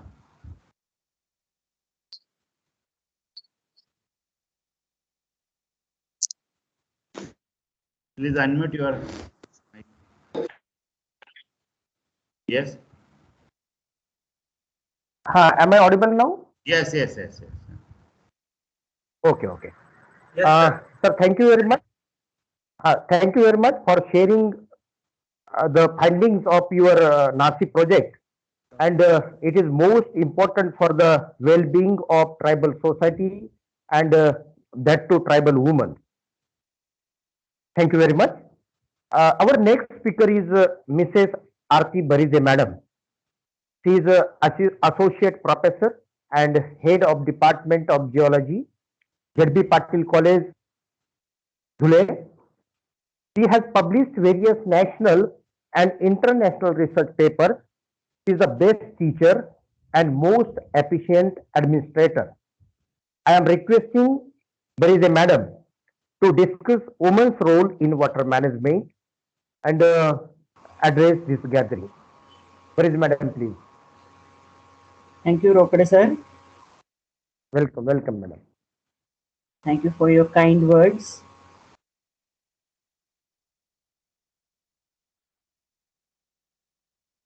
It is nice to see our alumni, Dr. Professor S.N.Patil sir, to organize and present variety of jobs he does at this particular NASI project and other points.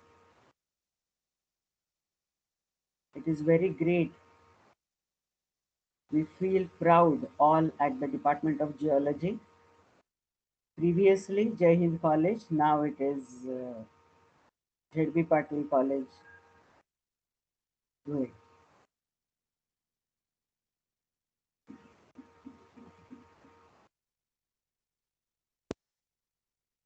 S.N.Patil sir, have you closed your presentation? Because I am having trouble in. You can share. The tray. You can share.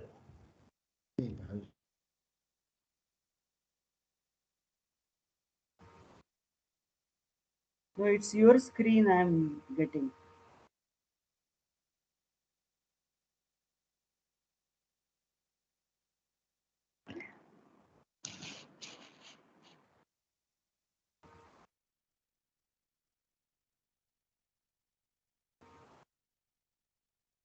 I'm getting your screen only.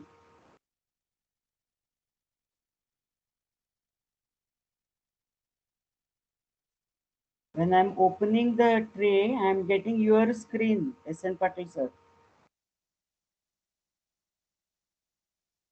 Madam, Sumit sir is working on that.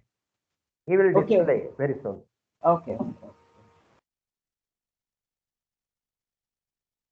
When I was going through any important event on today's date, it was found on Google that UGC has now many job openings and we can apply for that. Otherwise, we don't have any special event reported on the date 14th March. as such. Okay, it's still not done. Okay.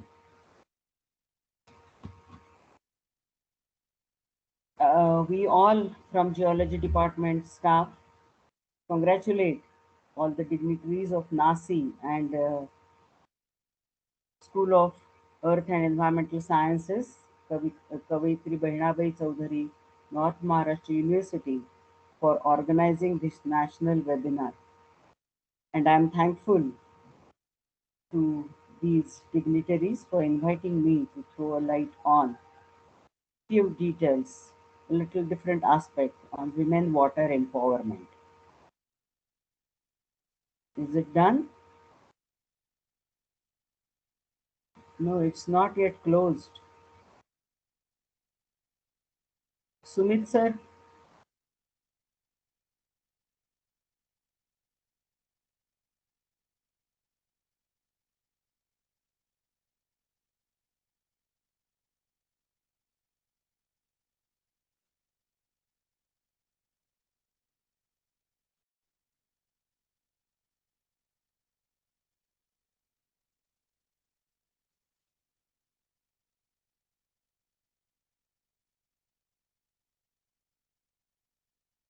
I think you have to switch off your video also.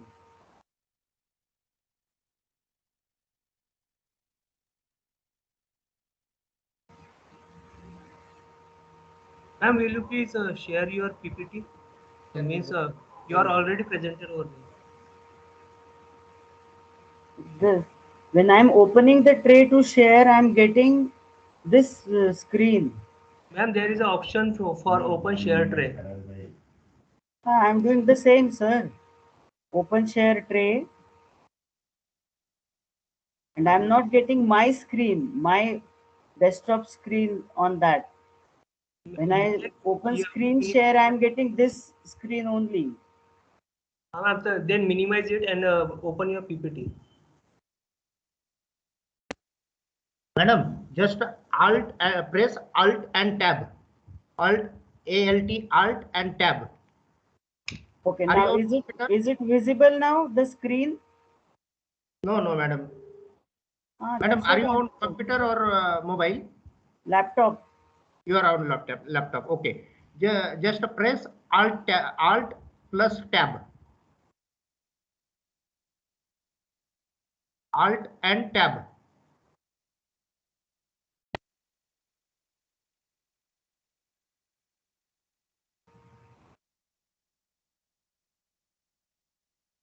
Both keys at a time. Press both keys. I did it. Alt and Tab. Alt and Tab. Now there may be PPT, na? No. Is it there? No. Alt Tab. The screen is not going. This screen. I don't. The DPPG. The screen which I am getting now. Dr. S.N.Patil, Pawan Kumar Gavit, Achal Bhagat, Rokde sir's room. The screen is not moving.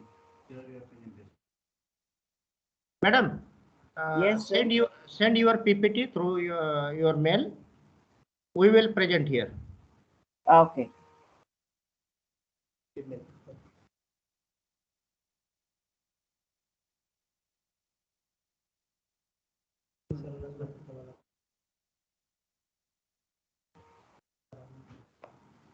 Email ला पाठवलं तर इकडे NMU ला पाठवलं तर तिकडे तिकडे बघत राहा तिकडे ऑलरेडी तर माईक चालू आहे.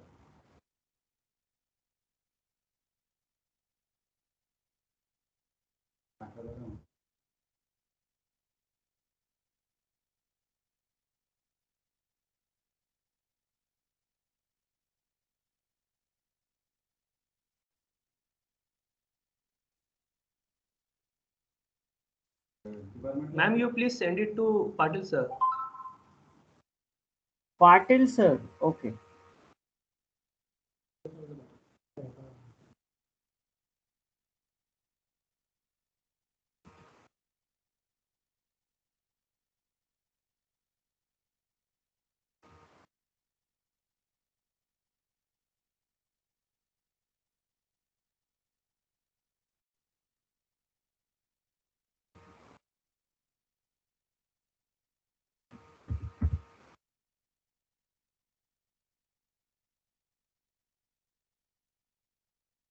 S.N.Patil at nmu.ac.in is okay?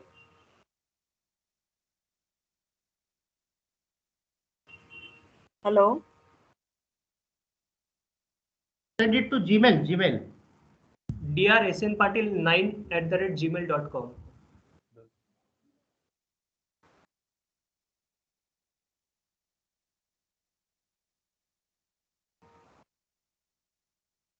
drsnpatil9. 9@gmail.com. Yes, ma'am.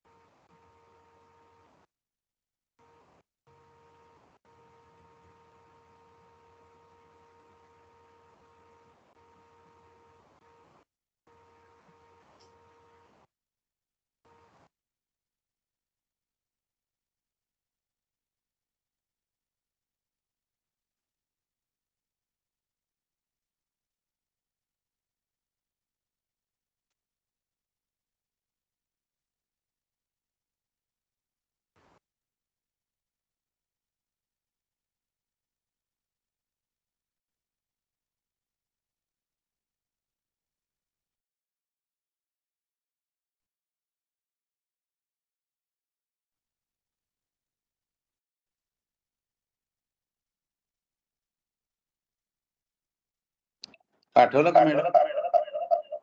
हा, पाठवलं.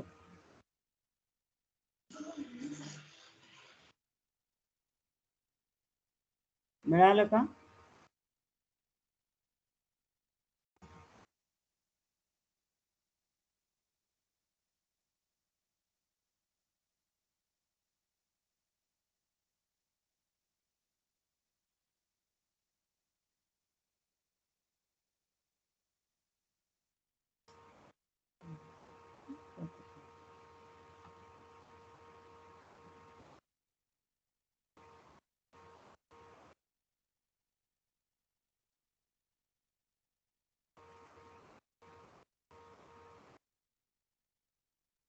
Is it visible?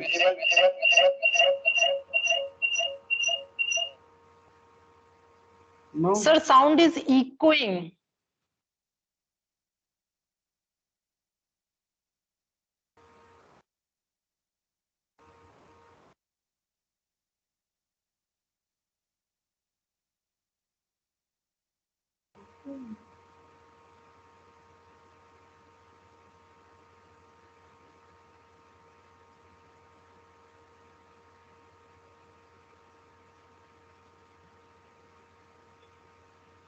Good afternoon, sir. This is Bhavesh here. Kindly download that PPT and share it as a full screen. Then only we can able to view it. Thank you.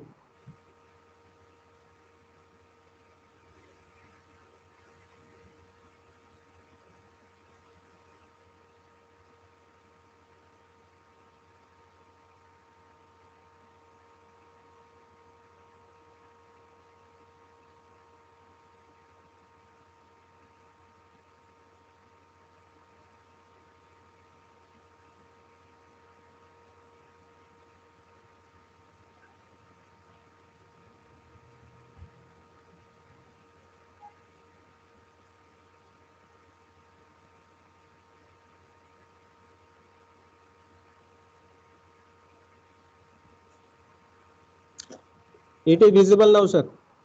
Yeah, this is second slide, sir. Start from the first one.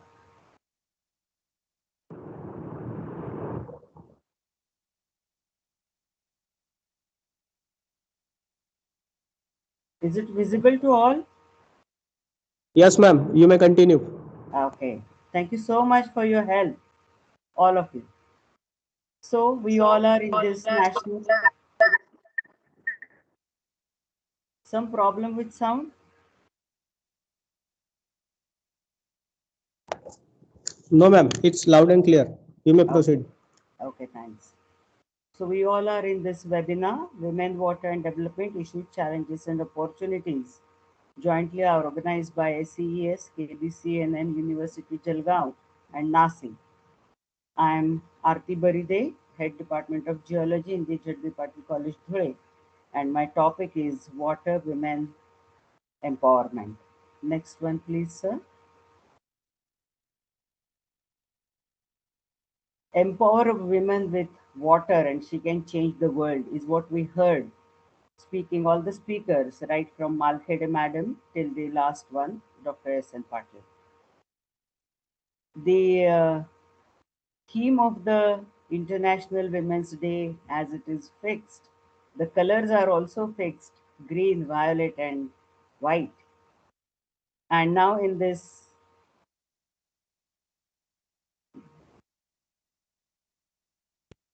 we will be taking a look at critical connects between gender and water. Okay, next one, please.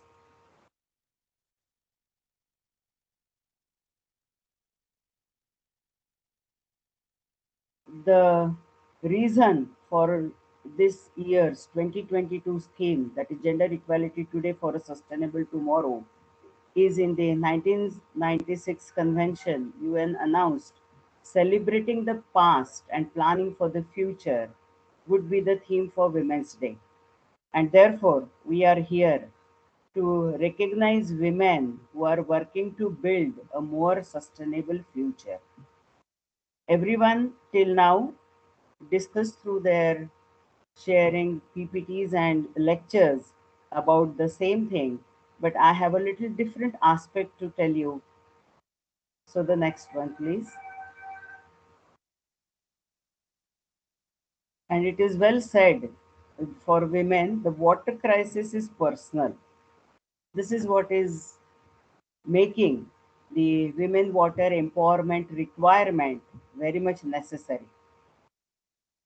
Primary responsibility is for water collection is by women and children, and doing all these things, the impossible choice to all of them is certain death without water or possible death due to illness from dirty water. So go to fetch water, you may come across problems which may lead to death. And such things are not taken seriously even by the family, then how government or the other agencies will be looking at it. So all these requirements are related to improving suitability, sustainability, and reach for water and the sanitization services. And all these problems must be solved by involving women to design, implement, and manage whatever practices we are going to use for them. The water fetching directly affects education of all the girls. Next one, please.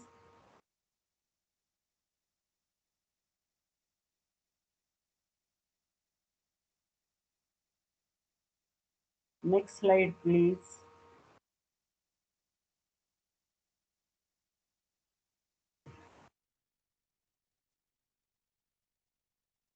Hello.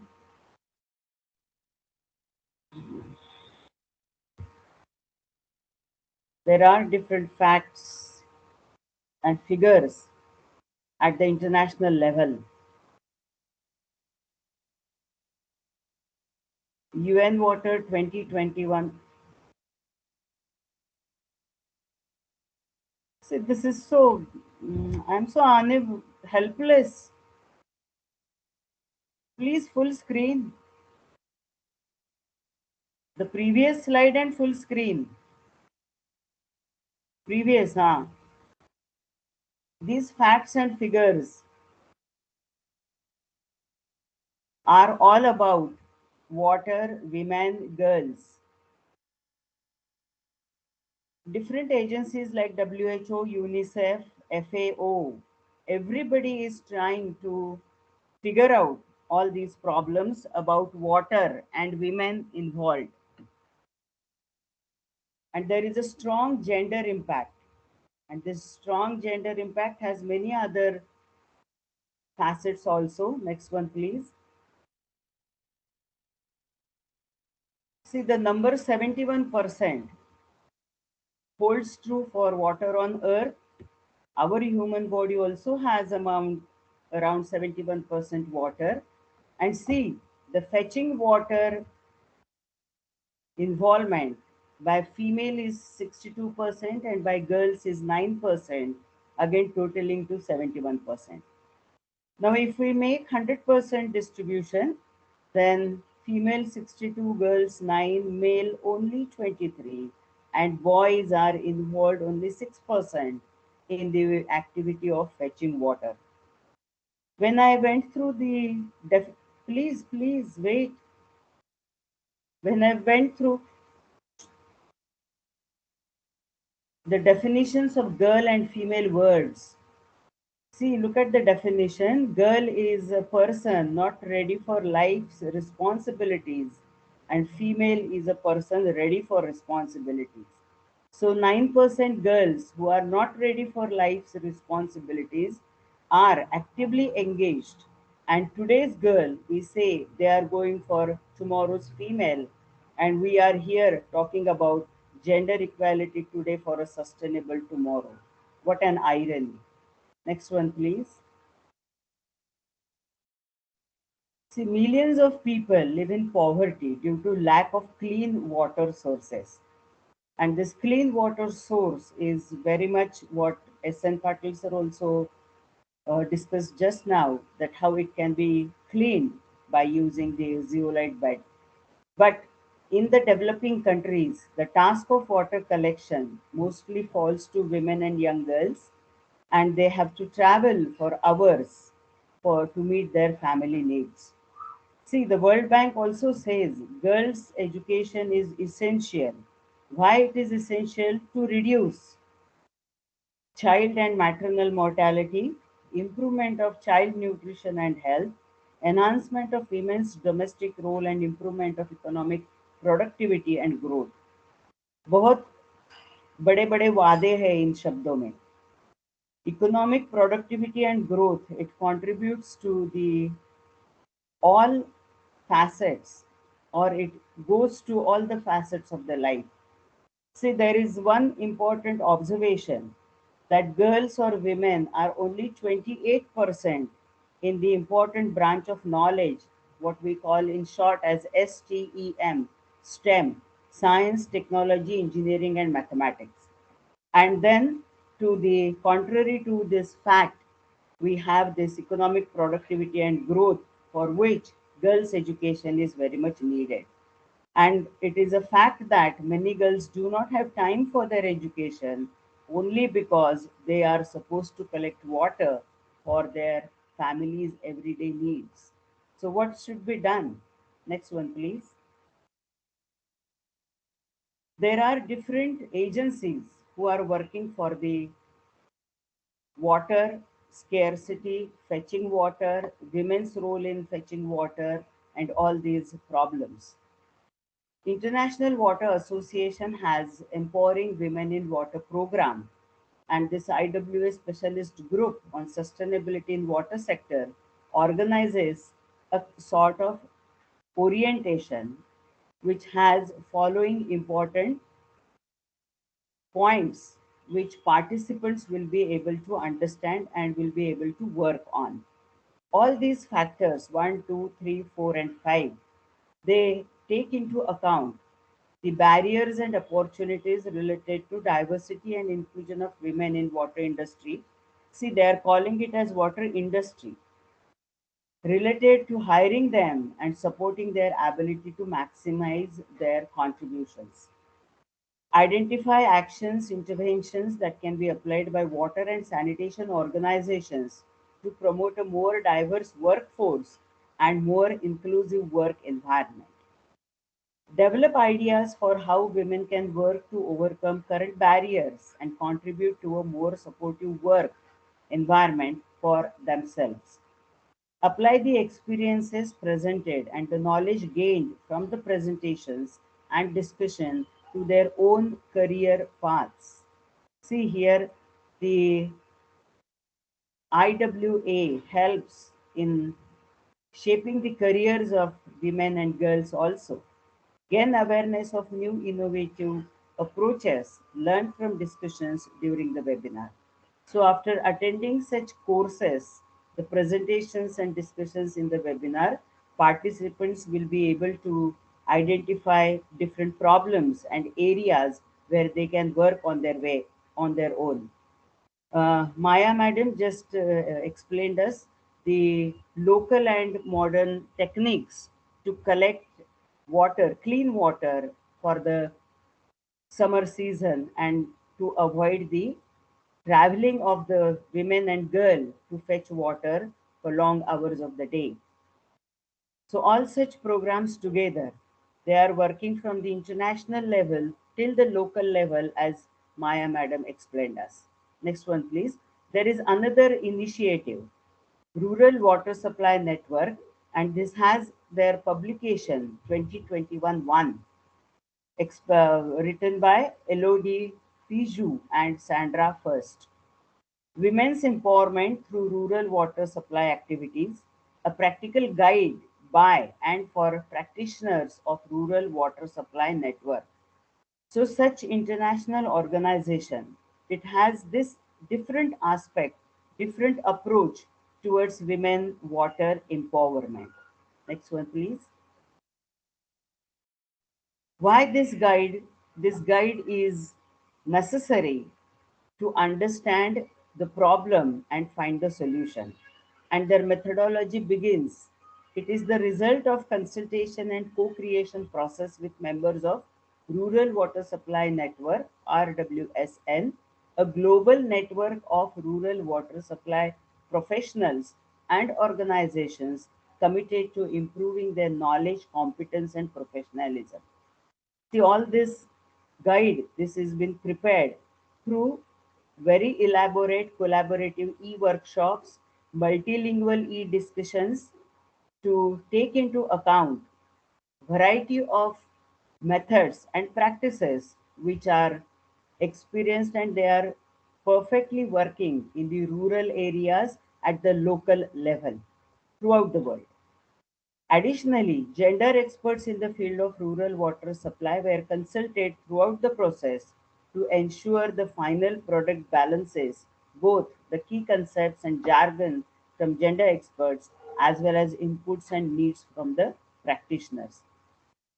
The necessity to have gender experts is to involve all the members of the family to have happy family for entire lifespan of all the members. And this particular guide, it draws upon lessons from RWSN members collected during a former e-discussion on, this was done in 2016, how women's engagement in water user committees impact on its performance and system functionality. So since long, all the different levels, at all the different international and national level, experts are thinking on different methods for water user committees and water user communities. Also, there was another webinar which was conducted in 2017, Making Water Work for Women, Sharing Inspiring Experiences. So this particular guide was published in 2021, is based on these two important discussions or these two important events which occurred at international level. Next one, please. We all know that women empowerment is a multi-dimensional, context-specific concept. And we also admire physical, economic, political, and socio-cultural empowerment. The 5 empowerment factors are access to information, meaningful participation, engagement and inclusiveness, power dynamics and structures, and capacity building. These 5 important empowerment factors, they hold true to all the different challenges in life, not only water problem, but these 5 factors will be helpful for any student to pursue successful and community oriented career options, which are nowadays too much in common. We all know that our students, we can ask them to collect water data or groundwater data or hydrological data from the villages, and to have connection of availability of groundwater, their safety, their cleanliness, their uh, quality standards, and then we can fetch different committees, or we can engage different experts to have the water distribution systems which are necessary to reduce the hazards, or you can say different problems involved in fetching water by women and girls. Next one, please.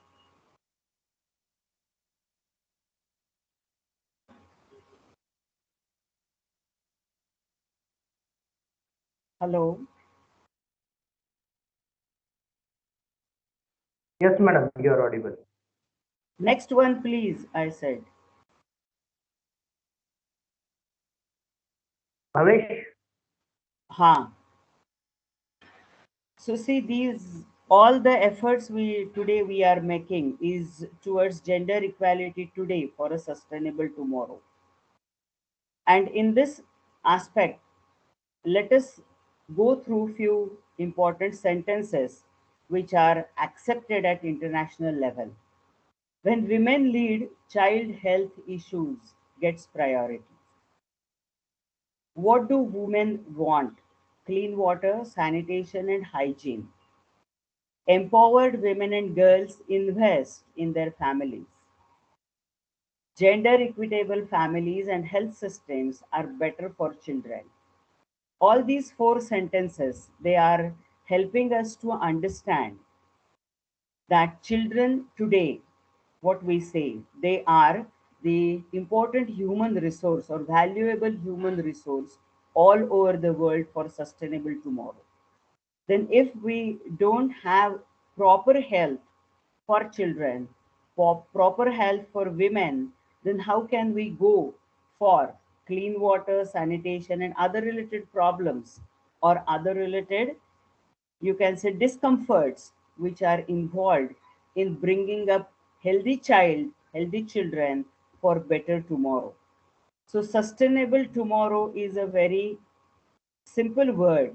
And in this sustainable tomorrow, we have to work hard to have healthy child through the supply of clean water, very good sanitation practices, and hygienic environment.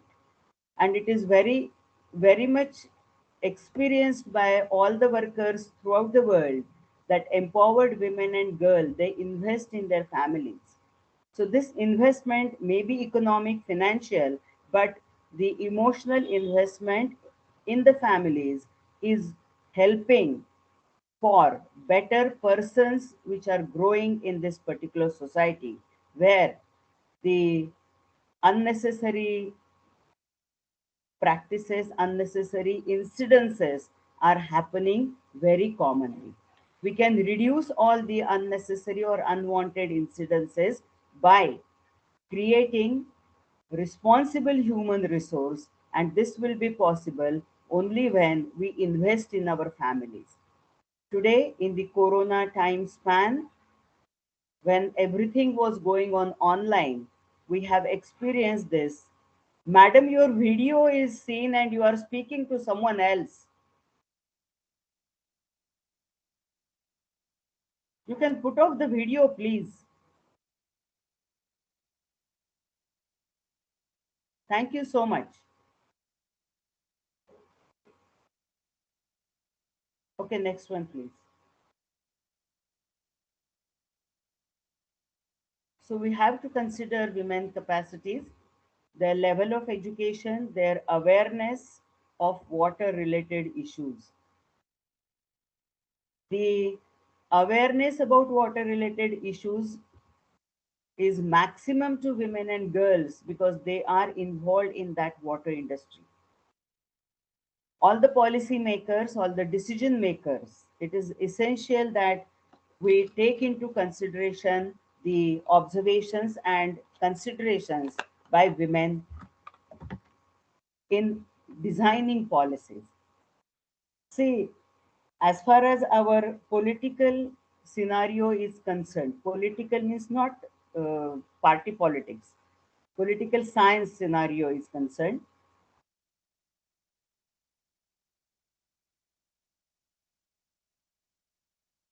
political empowerment is also going on all levels. And in this, it is necessary that policy making decisions and right to women to take policy making decisions is now necessary. Designing policies that take into consideration such economic, social, and institutional barriers that women can face greatly help in enhancing women's water empowerment. This is what I wanted to tell you today, that in all the aspects of life, in all the angles of life, there is threat to violence to women directly or indirectly.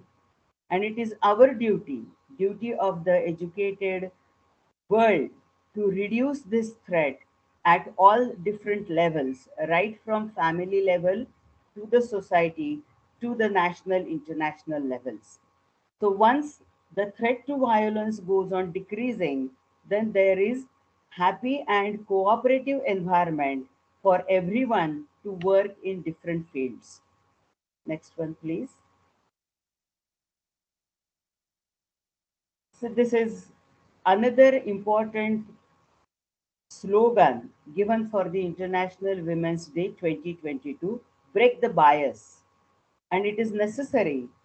See, this is one tweet from a girl. Happy International Women's Day 2022 to everyone. I believe that working together and challenging the stereotypes, we will be able to break the bias. So stereotype of women fetching the water, we have to break this. We have to break this bias, and then only through the cooperation. Look at the picture here. Through the cooperation, we can become friends, and then sustainable tomorrow is very much within our limits. We can fetch this particular sustainable tomorrow.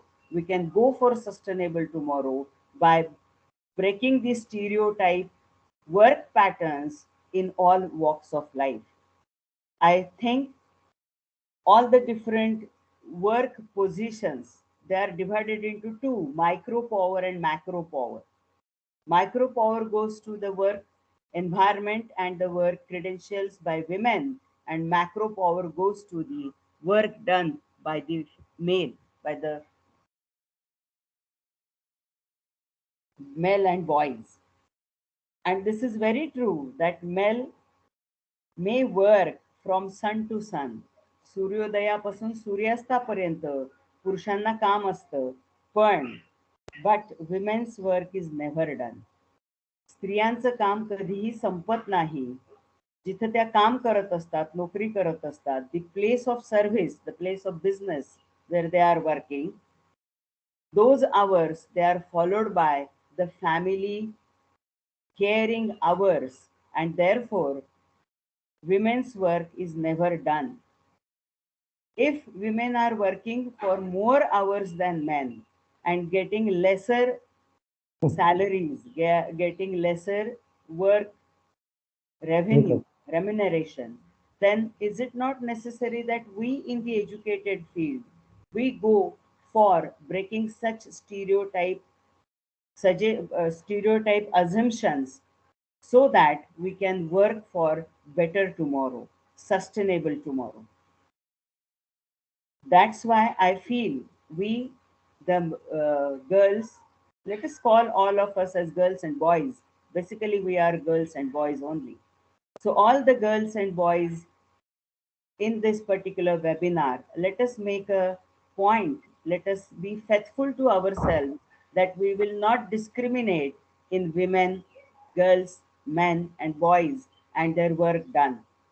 All the different laboratory activities, all the different fieldwork activities, or the decision making activities, everywhere, let us start honoring the opinions and different aspects proposed and given by women at all levels.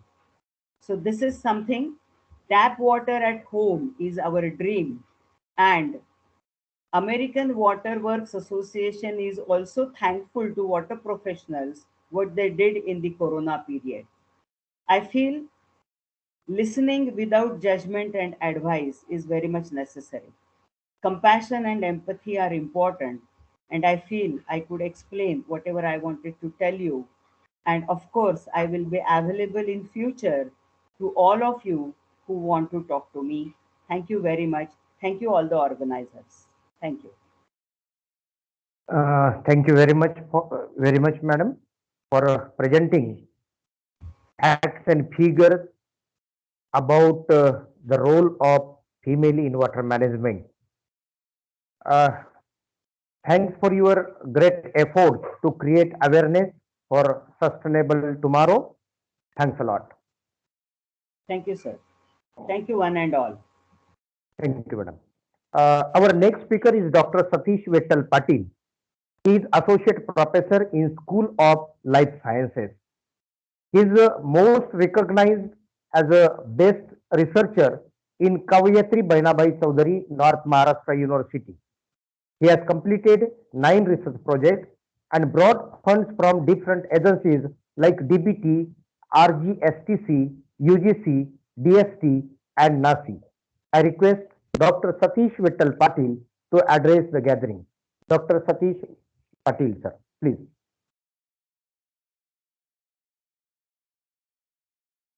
Satish Patil, sir.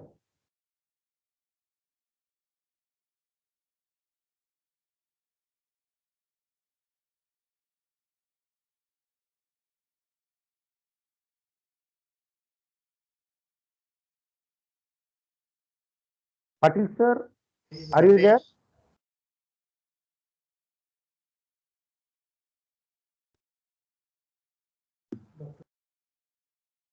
Satish, please.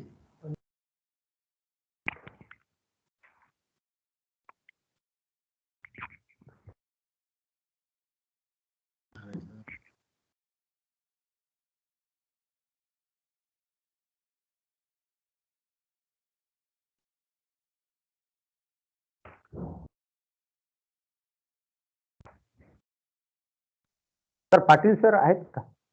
Yes, yes.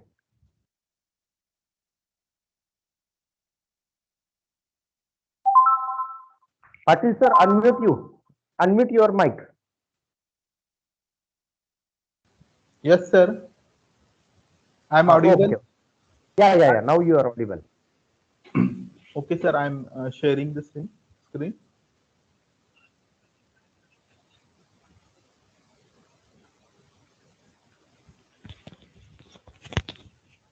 Hello, good afternoon to all of you.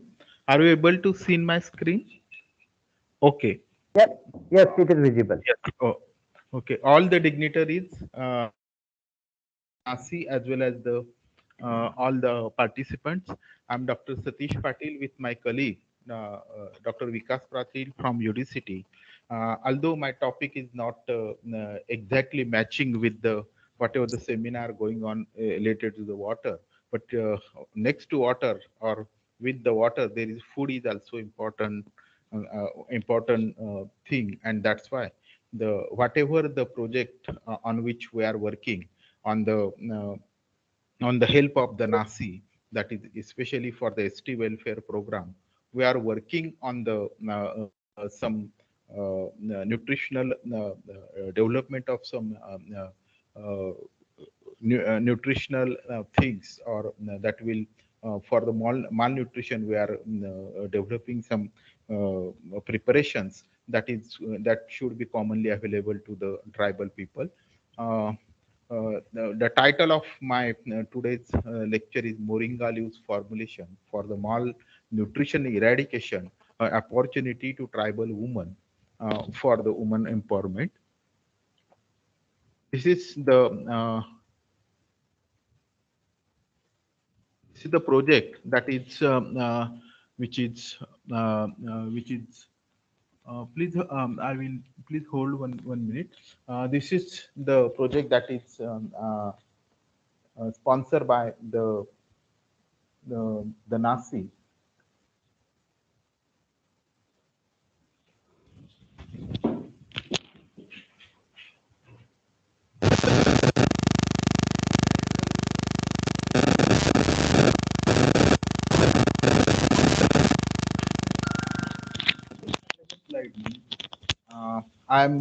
I am audible, sir. Please, there may be some problem. Hello. Hello, I am audible. Yes, sir, you are audible. And my presentation, slides. Yes, sir. It is also visible. Okay. Malnutrition is one of the major problem that is not only for the tribals but for the common people also. The malnutrition is the major problems, and we are working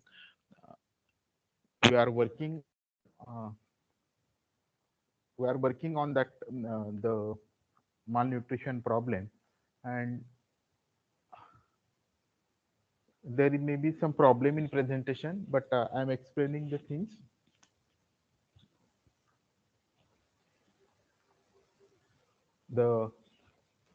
During this project, whatever there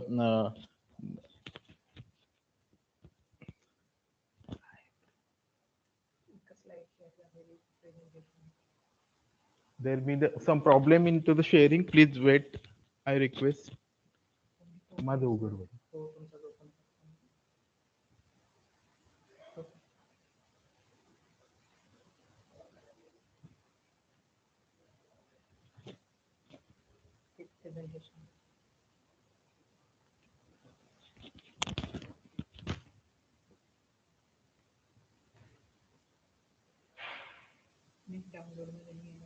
presentation open कर.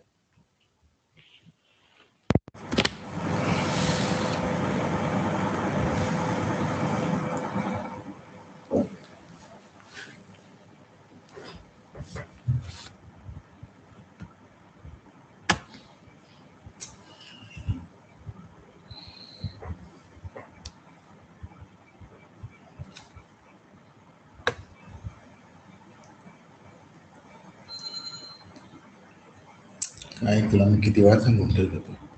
Sir आता ते presentation एक slide आलेली आहे, पूर्ण presentation नाही आहे. पूर्ण तुम्ही मेलमध्ये बरोबर आता याच्यावरून जॉईन होते का नाही जॉईन नाही, त्याच्यावर सर पुन्हा होस्ट करावं लागेल. तेव्हा तुम्ही ते प्रेझेंटेशन मला जो मेल फॉरवर्ड केलाय तो फक्त हा केलाय का?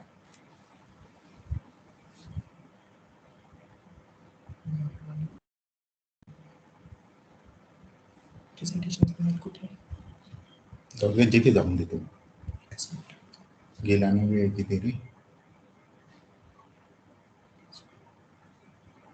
ती पूर्ण आहे का प्रेझेंटेशन एकदा तरी 512 516 केबीचं आहे ते. पेनड्राईव्ह मध्ये का सर? आहे.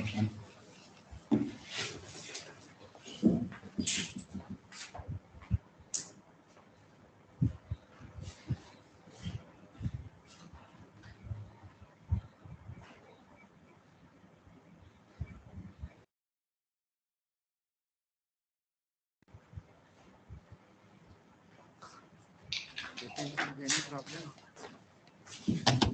Good.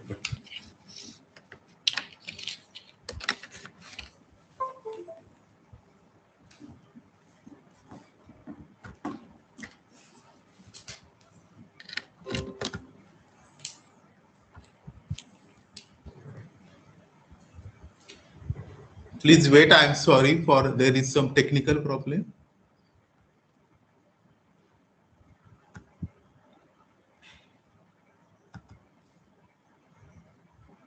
Tribal women.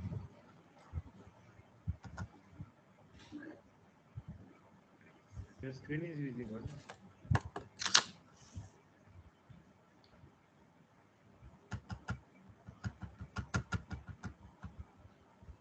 Tribal.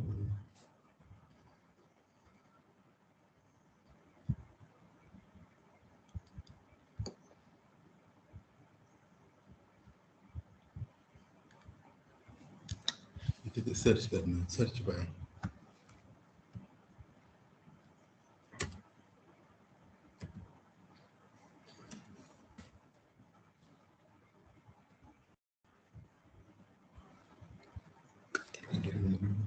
कर दे.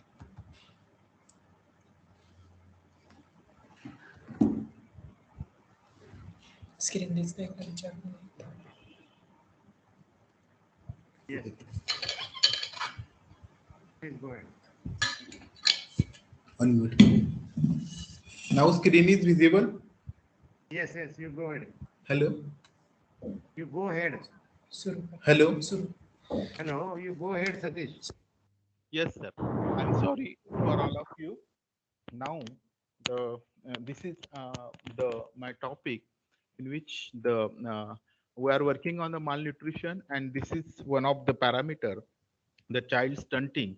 That is the parameter of malnutrition, which indicates that how this severe problem in the not only the state of the Maharashtra, but for the all the state of the India. Now, this is the status snapshot of the status of the malnutrition in the it indicates that the some points indicate that the 1 in every 5 children get exhausted, 1 in every 2 women are the anemic. These figures indicates that how there is a necessity to find out the solution for this malnutrition. Whatever the project we have assigned, that is we are generally working for the ST student and the tribal student, and in our university there is majority of the when the student came, we found that there are some problems like the weakness and fatigue, which is the common things which is occurring in ST student, muscle aches, stiffness, palpitation, lack of the alertness, loss of the appetite, and all these things, those are related to the malnutrition, and that's why we are working. But these are the problem. But what is the solution for that? Now we found the solution that Moringa is one of the common plant which is occurring into the our areas, and this Moringa is the my slides are visible. I'm checking, please.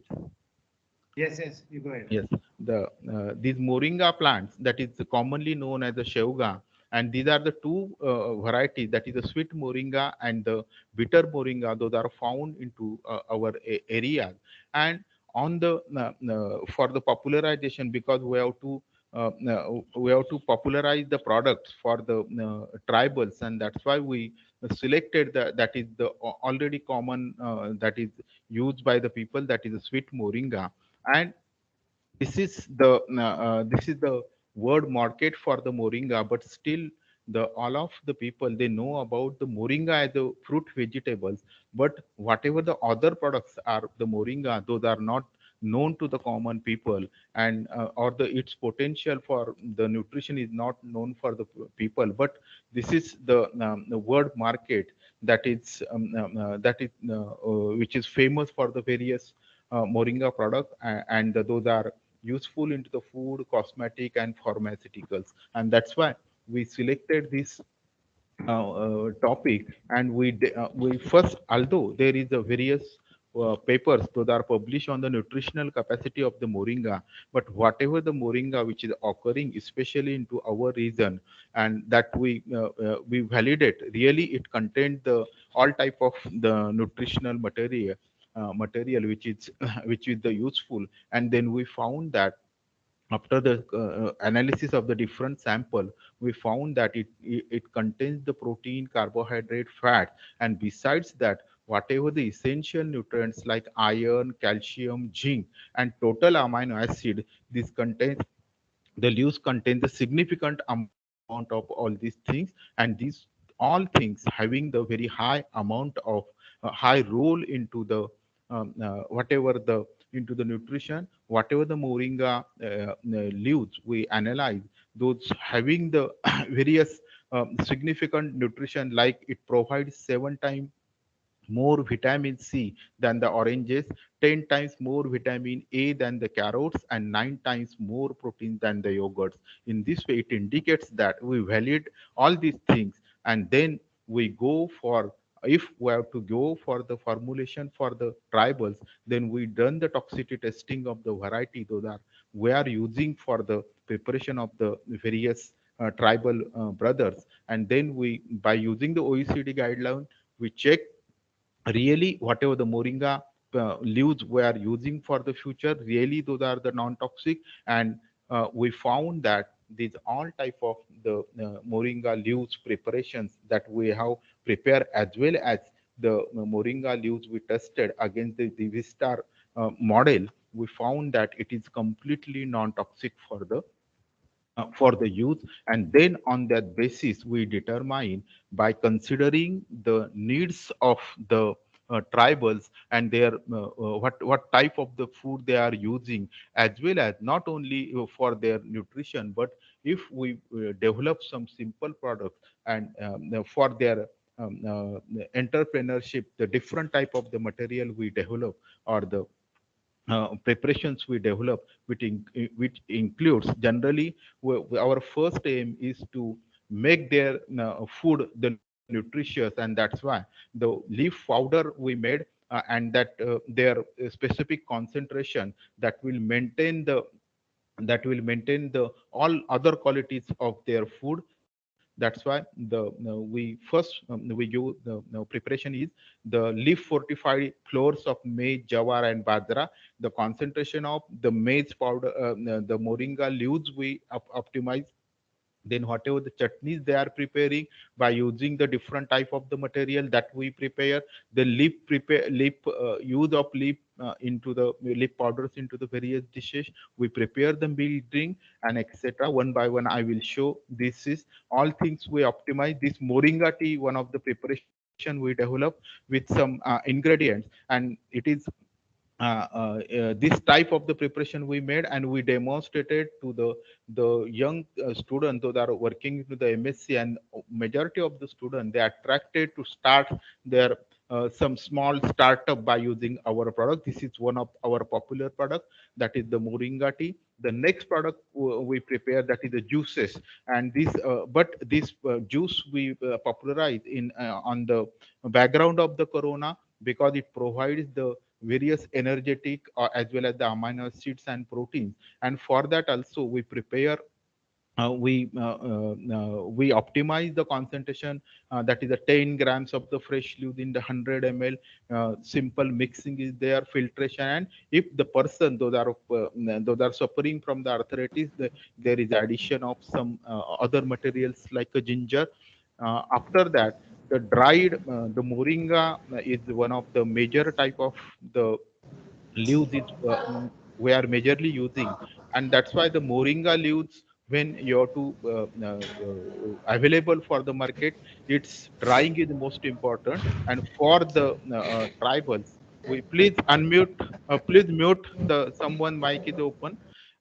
Whatever the leaves those are we available dry, and for that we optimize the temperature by which all the nutritional component remain as it is. There is no loss of these amino acids, proteins, and other things will be takes place. And we found we optimize the drying at a 40 degree centigrade for 3 hours, or into the 6 hour into the shade dry, whatever the material or powder prepare, which maintain the all nutritional capacity of the moringa leaves. These leaves may be used into the different preparations we prepare. Then by using the moringa powder, and on the when we discuss with the tribal student, there is the common word we use for they use for the energy, that is known as the magas. Magas means the concentrated thing that gives them the energy. On that basis we prepare this type of the formulation, that is the moringa tablet. And this is, although the tablets is not easily accepted by the tribals people, but these preparations we made for their entrepreneurship or for their business, means that is the simple preparations are there. The formula or the whatever the things we have to means we optimize, we characterize all this type of the material, we test its toxicity also, and we popularize this type of the preparation not only for their nutrition, but we give them idea in such by preparation. That's such a simple thing. You can able to do the business into the whatever the by cultivating the moringa into their small lands. Besides that, whatever the tablets we prepare, that also we prepare for its toxicity, and it was found that it's completely toxic, and it shows the various significant effect on the tested organism, which contributes for the various nutrition. Then for day-to-day tribal student, we optimize the whatever the concentration of the use of this moringa powder into for their day-to-day meal, that is the jawar and maize what they are preparing. Then we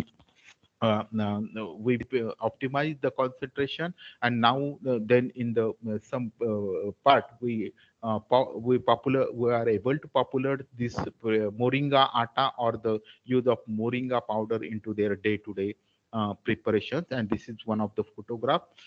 Then the next preparation we do, that is for youth also and for their business also, that is like Born Vita, we prepare the Moringa Vita by using the Moringa powder, leaf powder with some milk powder as well as the sucrose and the other preparation, and we analyze it for its nutritional capacity or nutritional content, and we found that the as compared to the Born Vita, that is our preparation Moringa Vita contains the various additional things that I have shown into the slide. It contains the more calcium.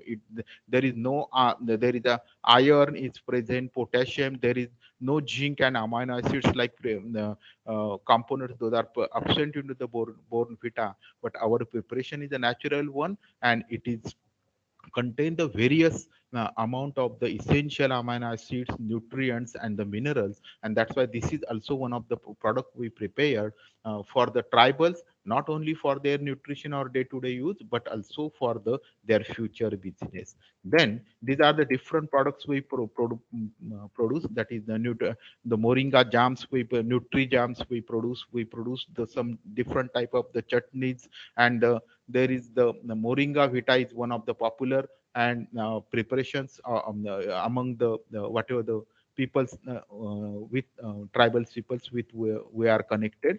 Then not only the material we prepare, but their safety or the health aspect or quality control aspect is the most important, and that's why whatever their keeping quality after the 6 month, we check for its microorganism content as per the WHO and FDA guideline. We found that the whatever the things we prepare, they doesn't contain any pathogenic organism, as well as their viable count, it remains the small count they have as per the FDA and WHO limit. Besides that, friends, you all of you know that Bruce M is one of the person who developed the M test into the Britain, and he showed that whatever the traditional things used into the Europe, that those are the carcinogenic one, and there is a storm came into the Europe. The friend, the same guideline I have taken, although the Shevga, Moringa is a very popular people are using, but we should retest it, validate it, and that's why by using the M test, I also tested its carcinogenicity, mutagenicity potential, and I found that whatever the things we are using or we are preparing, that is a completely non-carcinogenic and non-mutagenic of the things, and that's why not only we prepare the things for the tribals, but we also taken the safety for their health and the safe preparation we have done. Besides that, whatever the preparations in which we selected some bela the Bhilkheda and other areas near the Shirpur, and from which our students who are working in the MSc, they we actually we contact with them, we given the various presentation, and we selected 11 families out of the 55 members are involved, and we popularize the moringa preparations to them, and the families, those are regularly taking this Moringa material, we check the whatever the probiotic containing microorganisms into their feces, and surprisingly we found that whatever the organisms, those are essentially required for the every human gut, that is comparatively their probiotic index is very low before they are using the Moringa. But after the 3 months, their continuous utilization of this Moringa preparation, we found that their gut flora that become rich for the useful organisms like the lactobacilli and bacteroid and the other organisms, that is the clostridium and other organisms, those are harmful to every people. Their count get reduced, and whatever the probiotic index which is get upgraded after their continuous utilization. These are the some 5 sample I have showing. Those are having their probiotics less index, and they are always having the skin problems and the other problems. Now the people, they are very happy, their mood is, behavioral changes is also takes place, because it is also determined from by the some amino acids and the essential minerals. And that's why whatever the things we have prepared, that is not only safe, but it is nutritious and energetic from that. The one thing we achieved during this project is that there is a very big superstition, or in the Marathi त्यांच्यामध्ये एक मोठी अंधश्रद्धा असते अजून सुद्धा. बरेच लोक शेवग्याचं झाड दारात लावत नाही, आणि आदिवासींमध्ये शेवगा करी वावगा असं काहीतरी म्हण आहे, त्याच्यामुळे शेवग्याचं झाड कोणी दारात लावत नाही किंवा शेतात लावत नव्हतं. But due to the whatever the discussions with the student, those are the ambassadors, the tribal students in the MSc, those are ambassadors of us. They, by their communications and our discussions, we blown away the whatever the concept of the shevga is not useful, it is a bad one. And nowadays the result that show, we are showing that the ladies as well as the female candidates from the Adivasi and the other young people, old people, they are now protecting this shevga, and these are our cultivated shevga or the moringa into the tribal region. Some photographs I will show that is related. This is the Vilat Pada, that is we are not visited or not taken the workshop, but whatever the actual student, those are learning here Adivasi student, in which we communicated, we given the various presentation, and we gave given them the knowledge of the preparations of the all these things. And then these people in their languages, they explain to their people tribals, and the out of the result is that the whole this Bhilat Pada, they are cultivating the moringa, out of which some tribal student, they are now starting, or they are interested into the startup for these different products. And we are planning to all these things, and these are the some photographs that the in the month of the June and July we cultivated. We distributed the different the plantlets of the moringa, and we prepare one of the pamphlet in their language, in the local language, by which how can they easily use this moringa type of the leaves into their day-to-day meal.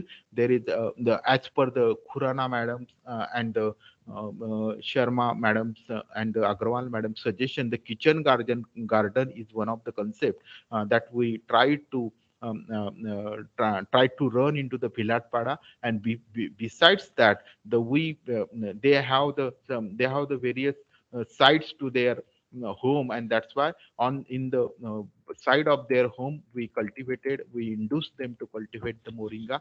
Besides that, this is one of the new experiment I have done, that is the cordyceps is one of the medicinal fungi. We developed this cordyceps on the moringa leaves, and this is one of the my alternative, or one of the novel type of this finding. We found that the moringa supports this medicinal mushroom cultivation, and that training or that things also we discussed with some tribal student. And now they are also thinking about to cultivate this type of the medicinal mushroom, which is having very high cost into the market. In this way, these all tribal students, those are the ambassadors of our work, and we are working working for the tribals, not only by giving them presentation and all these things, but we make them expert into the preparation. We give them how to identify the sweet moringa and other things, and how to dry the into the how to develop this product into the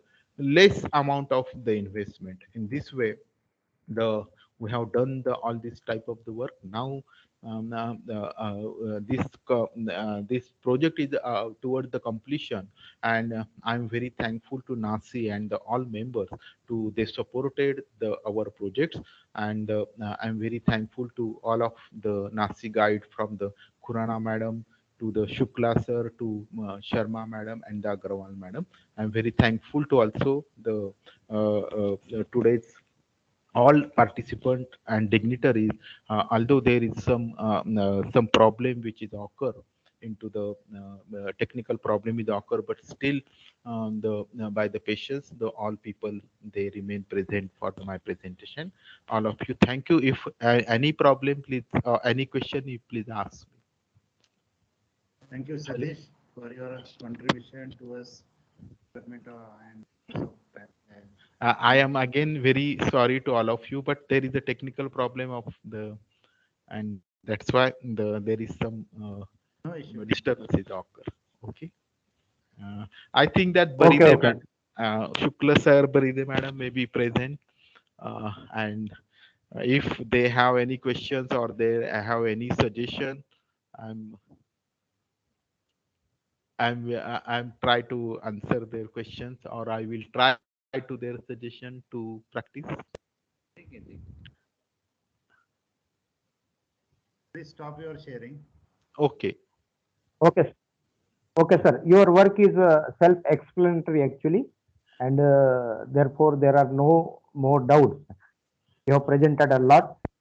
Your discussion on an importance of Moringa leaves, and you have presented your great work for the benefit of tribals. That is actually good thing. Now I'm inviting our senior faculty, Professor S.P. Attarde for addressing the gathering. Professor S.B. Attarde, please.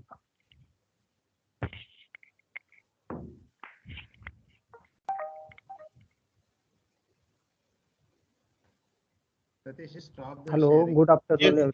Yes, sir. I'm trying to stop it.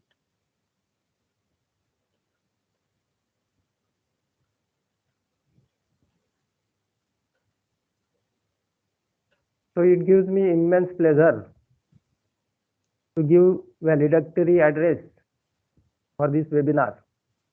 So this national level webinar, it was jointly organized by School of Environmental and Earth Sciences, Kavayatri Bahinabai Chaudhary, North Maharashtra University, Jalgaon, and the National Academy of Science, India, on the topic Women, Water and Development, Issues, Challenges and Opportunities. Most of the renowned geologists and envirologists throughout India, they have joined this webinar. And in the morning session, Professor S.T.Ingle, who is co-convenor of this webinar, welcomed the audience, and he introduced about today's program, and he had given information on women activities and university our various programs and various emphases which are conducted by this university for empowerment of women.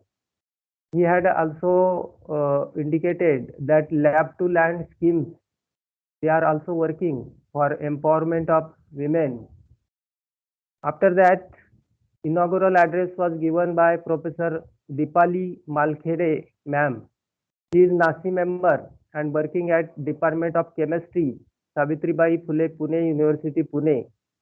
And she had enlightened about Pune chapter of NASI and work carried for Kungal training about water management. Then Dr. Maya Chaudhary from Department of Geology, Mohanlal Sukhdia University, Udaipur, had given a lecture on tribal women and water management.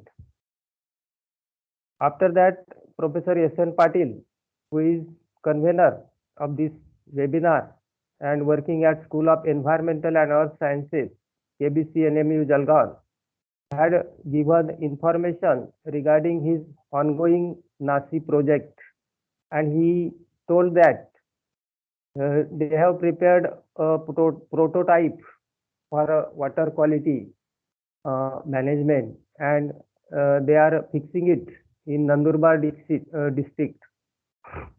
After that, Mrs. A.M. Baride from Department of Geology, Z.B. Patil College, Dhule, had given another lecture on female empowerment for sustainable tomorrow.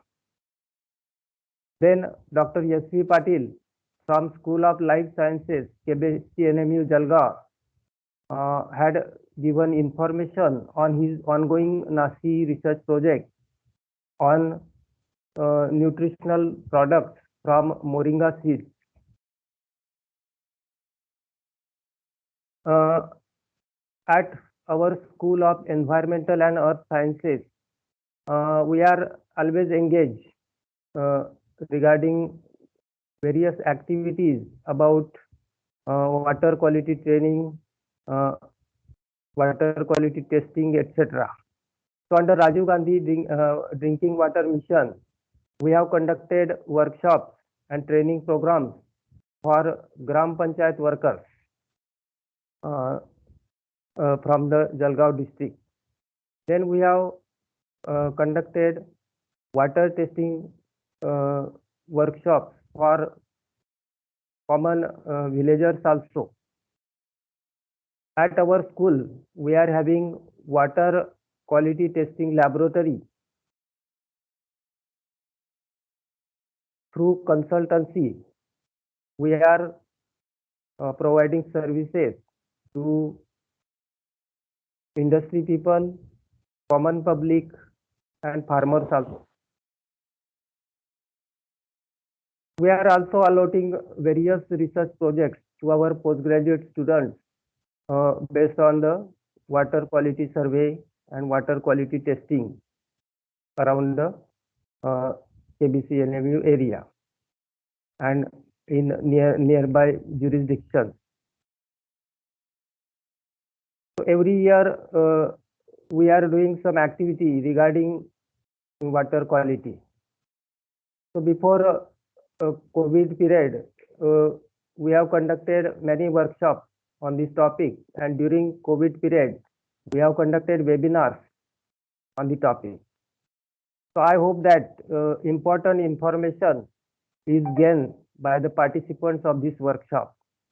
And in my opinion, the this webinar is very much successful and fruitful.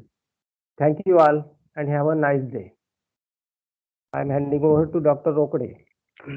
Thank you, Attarde sir. Still, I request all the participants and the respected persons to please fill up the feedback form. The feedback link is already shared with you or will be shared shortly on your group or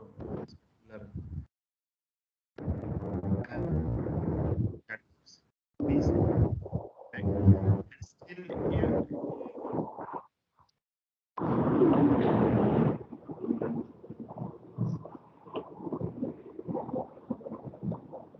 Sir, you are audible, sir. Voice is not clear.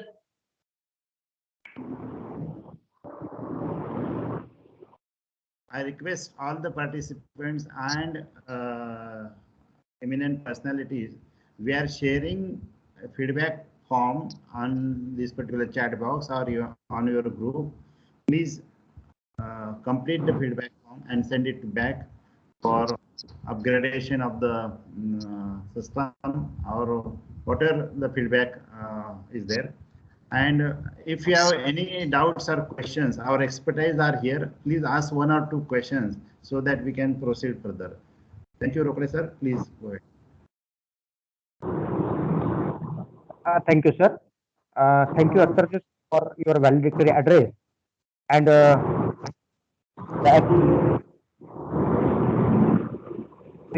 pre-COVID and post-COVID activities run by our school. Thank you all very much. Rokde sir, I would like to add something here. Yeah.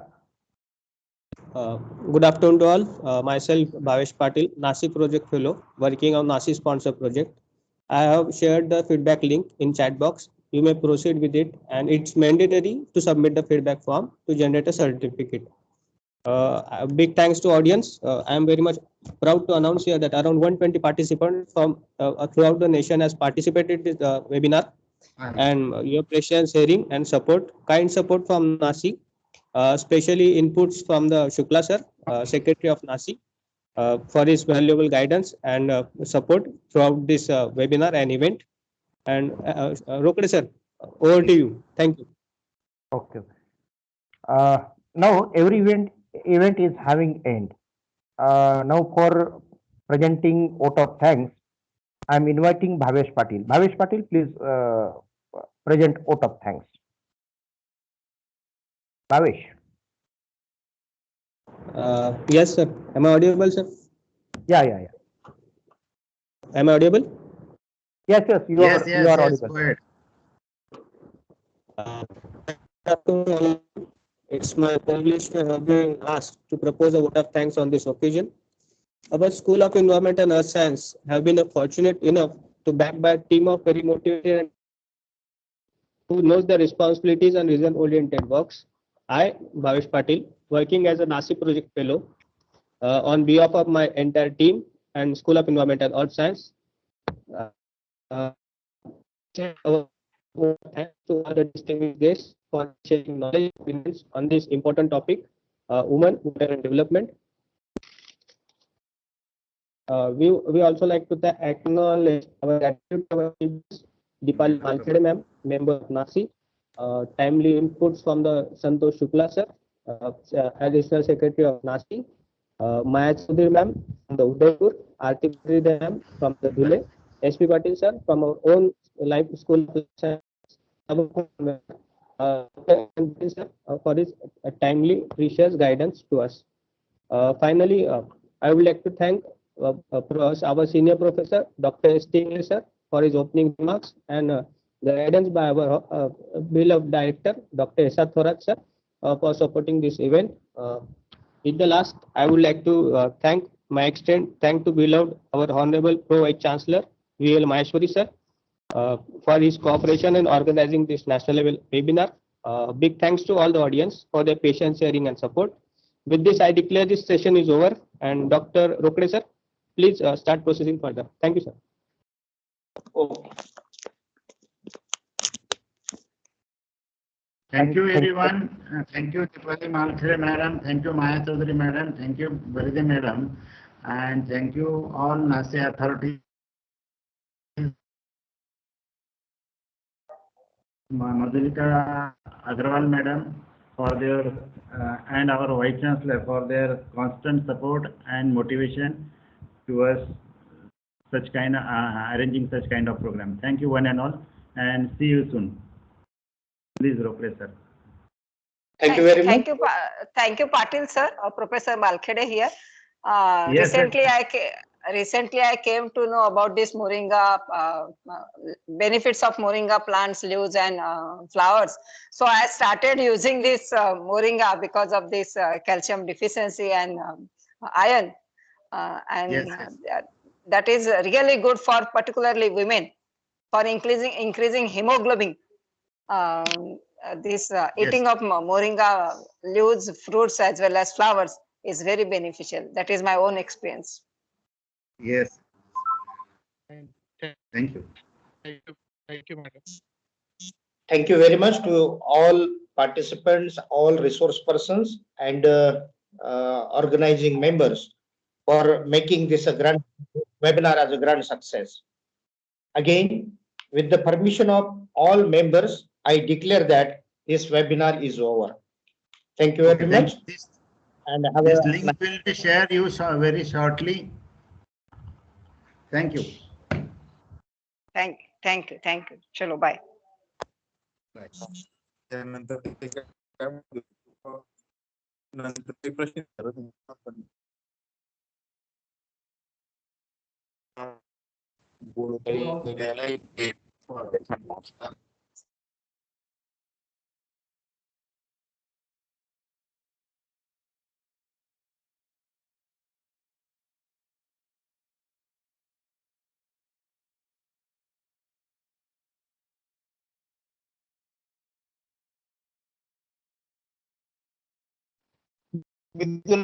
Form भेटतो.